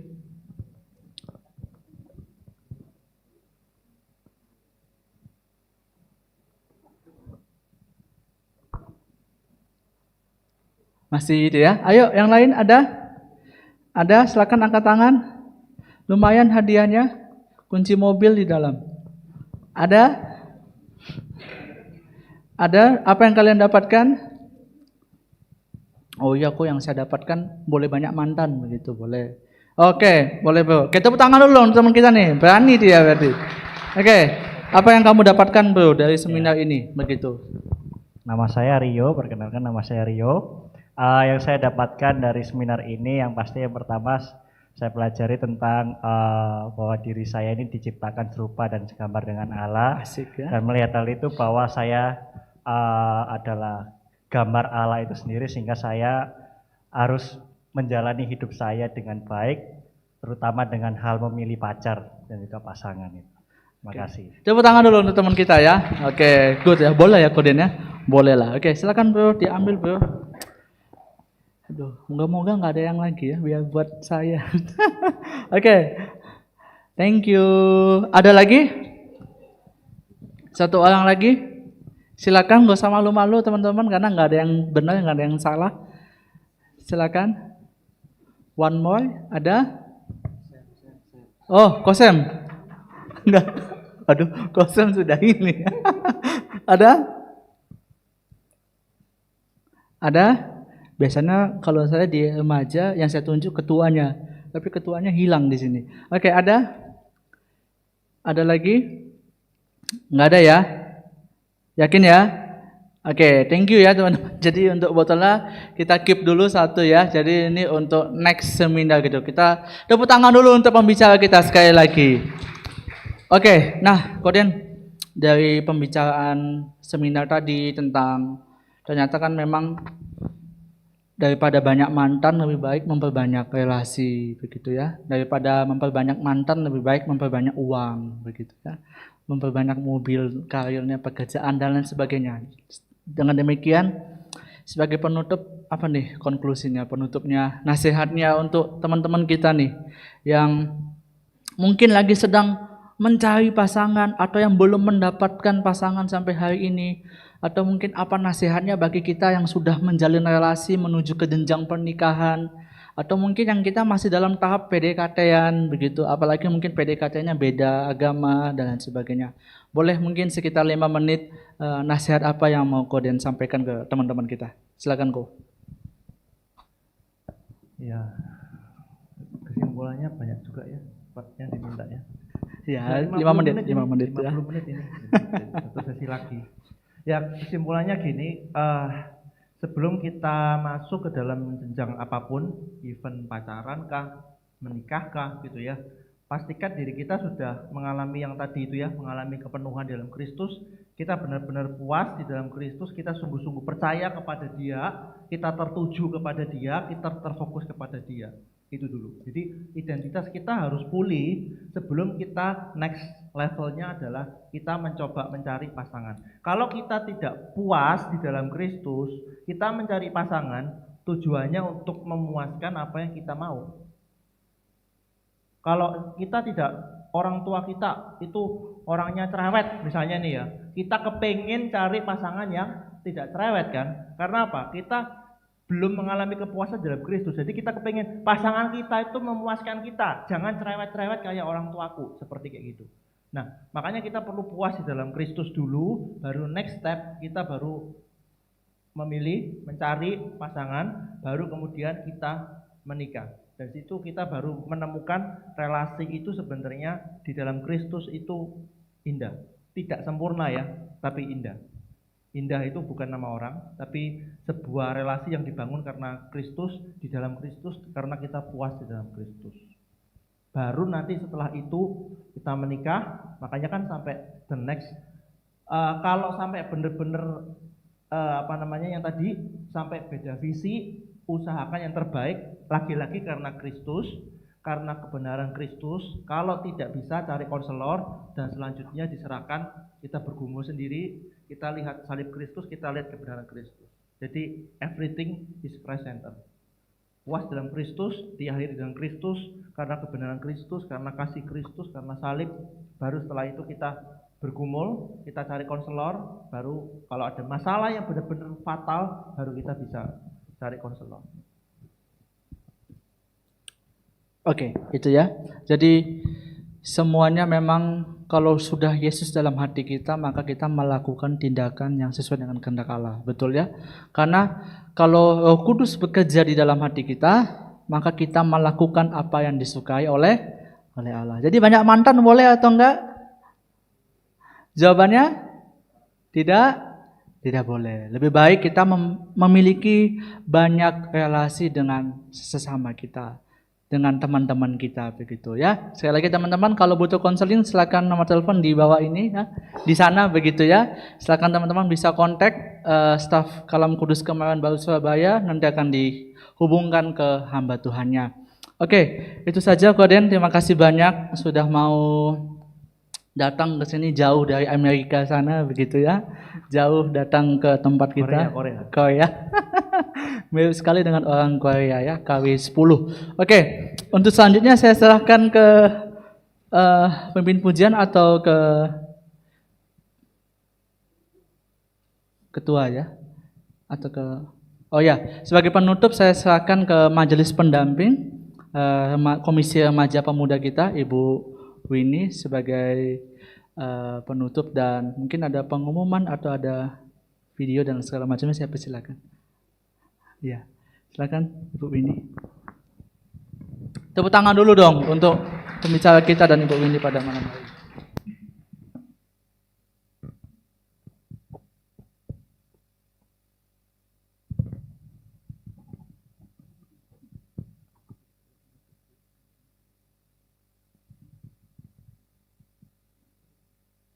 Ya, bagaimana untuk seminarnya? Menarik? Menarik ya, sangat menarik. Oke, kami segenap majelis mengucapkan terima kasih buat Evangelis Denny yang sudah menyampaikan hal yang luar biasa ya buat adik-adik sekalian. Saya harap nggak cuma sampai di sini ya, Evangelis Denny, kan sudah promosi ya. Nah, kita akan ingat kok majelis. Oke, dan juga harapannya adik-adik sekalian juga kalau ingin juga memiliki kerinduan ya untuk juga mengikuti ibadah-ibadah yang lain di dalam Komisi Remaja dan Pemuda, silakan, kami pun juga membuka untuk adik sekalian yang ingin bergabung mengikuti ibadah, silakan bisa juga menghubungi staf yang ada. Mungkin sebelum doa ada sedikit video ya, ada beberapa video, silakan.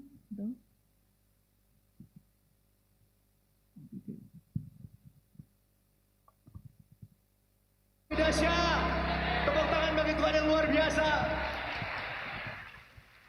Kita memuji Tuhan bersama pada hari ini. Yang setuju tepuk tangan dong. Kasih yang begitu besar, lebih kuat dari dosa. Kasih yang menemukanku, selamatkan dan pulihkanku. Ku naikkan syukurku, ku tak akan berhenti memuji, meninggikan namamu selalu, menari, memuliakanmu. Dibebaskan, dibangkitkan, hidup yang kau beri dan kini hanya untukmu.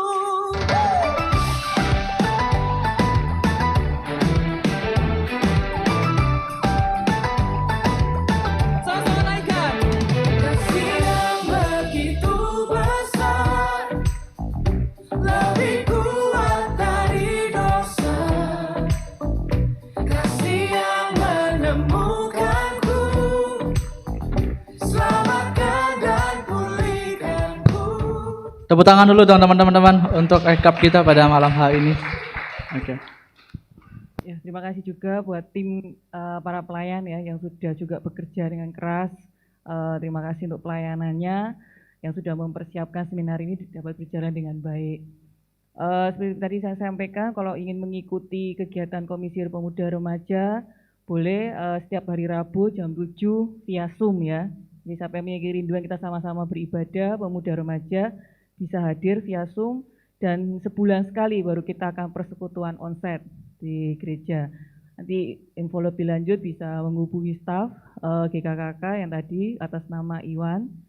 Dan kita pun juga ada kebaktian umum, mungkin ada yang juga rindu bisa hadir dalam kebaktian umum. Kebaktian umum di tempat kita ibadahnya 2 kali, yaitu yang KU1 setengah 8, KU2 pukul 10. Jadi kalau adik-adik sekalian, saudara-saudara yang mau juga rindu mau beribadah di sini, kami undang dan silakan untuk bisa hadir. Oke, kita akan tutup segala seluruh rangkaian kita. Mari kita satu dalam doa.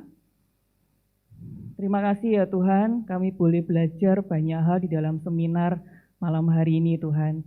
Kiranya Engkau Tuhan yang terus memakai anak-anak-Mu ini di dalam hubungan terutama dengan Engkau ya Bapa.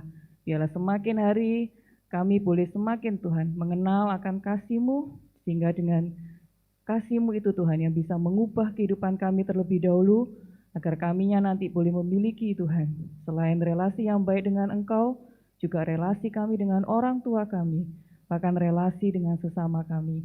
Kiranya Kau yang menolong kami Tuhan di dalam kami menjalani hari-hari ke depan kami Tuhan.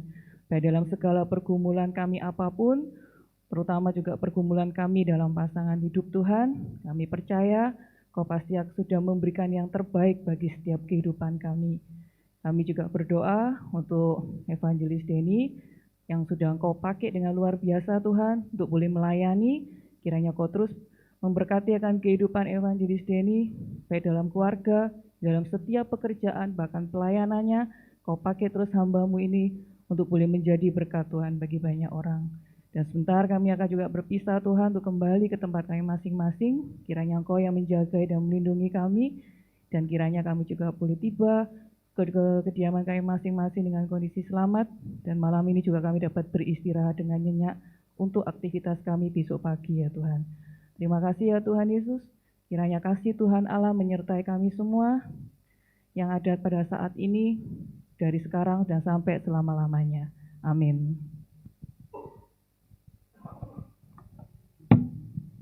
Amin. Terima kasih untuk Ibu Winnie. Sekali lagi teman-teman, thank you sudah mau hadir di tempat ini, sudah mau hadir untuk sama-sama mendengar seminar dari Penginjil Denny, Opa Denny ya, begitu ya. Agak lain gitu. Oke, itu saja teman-teman. Terima kasih sudah mau hadir. Sampai jumpa di seminar-seminar selanjutnya. Tetap terus semangat, bersuka cita dalam Tuhan, dan tetap terus mengandalkan Tuhan dalam segala hal.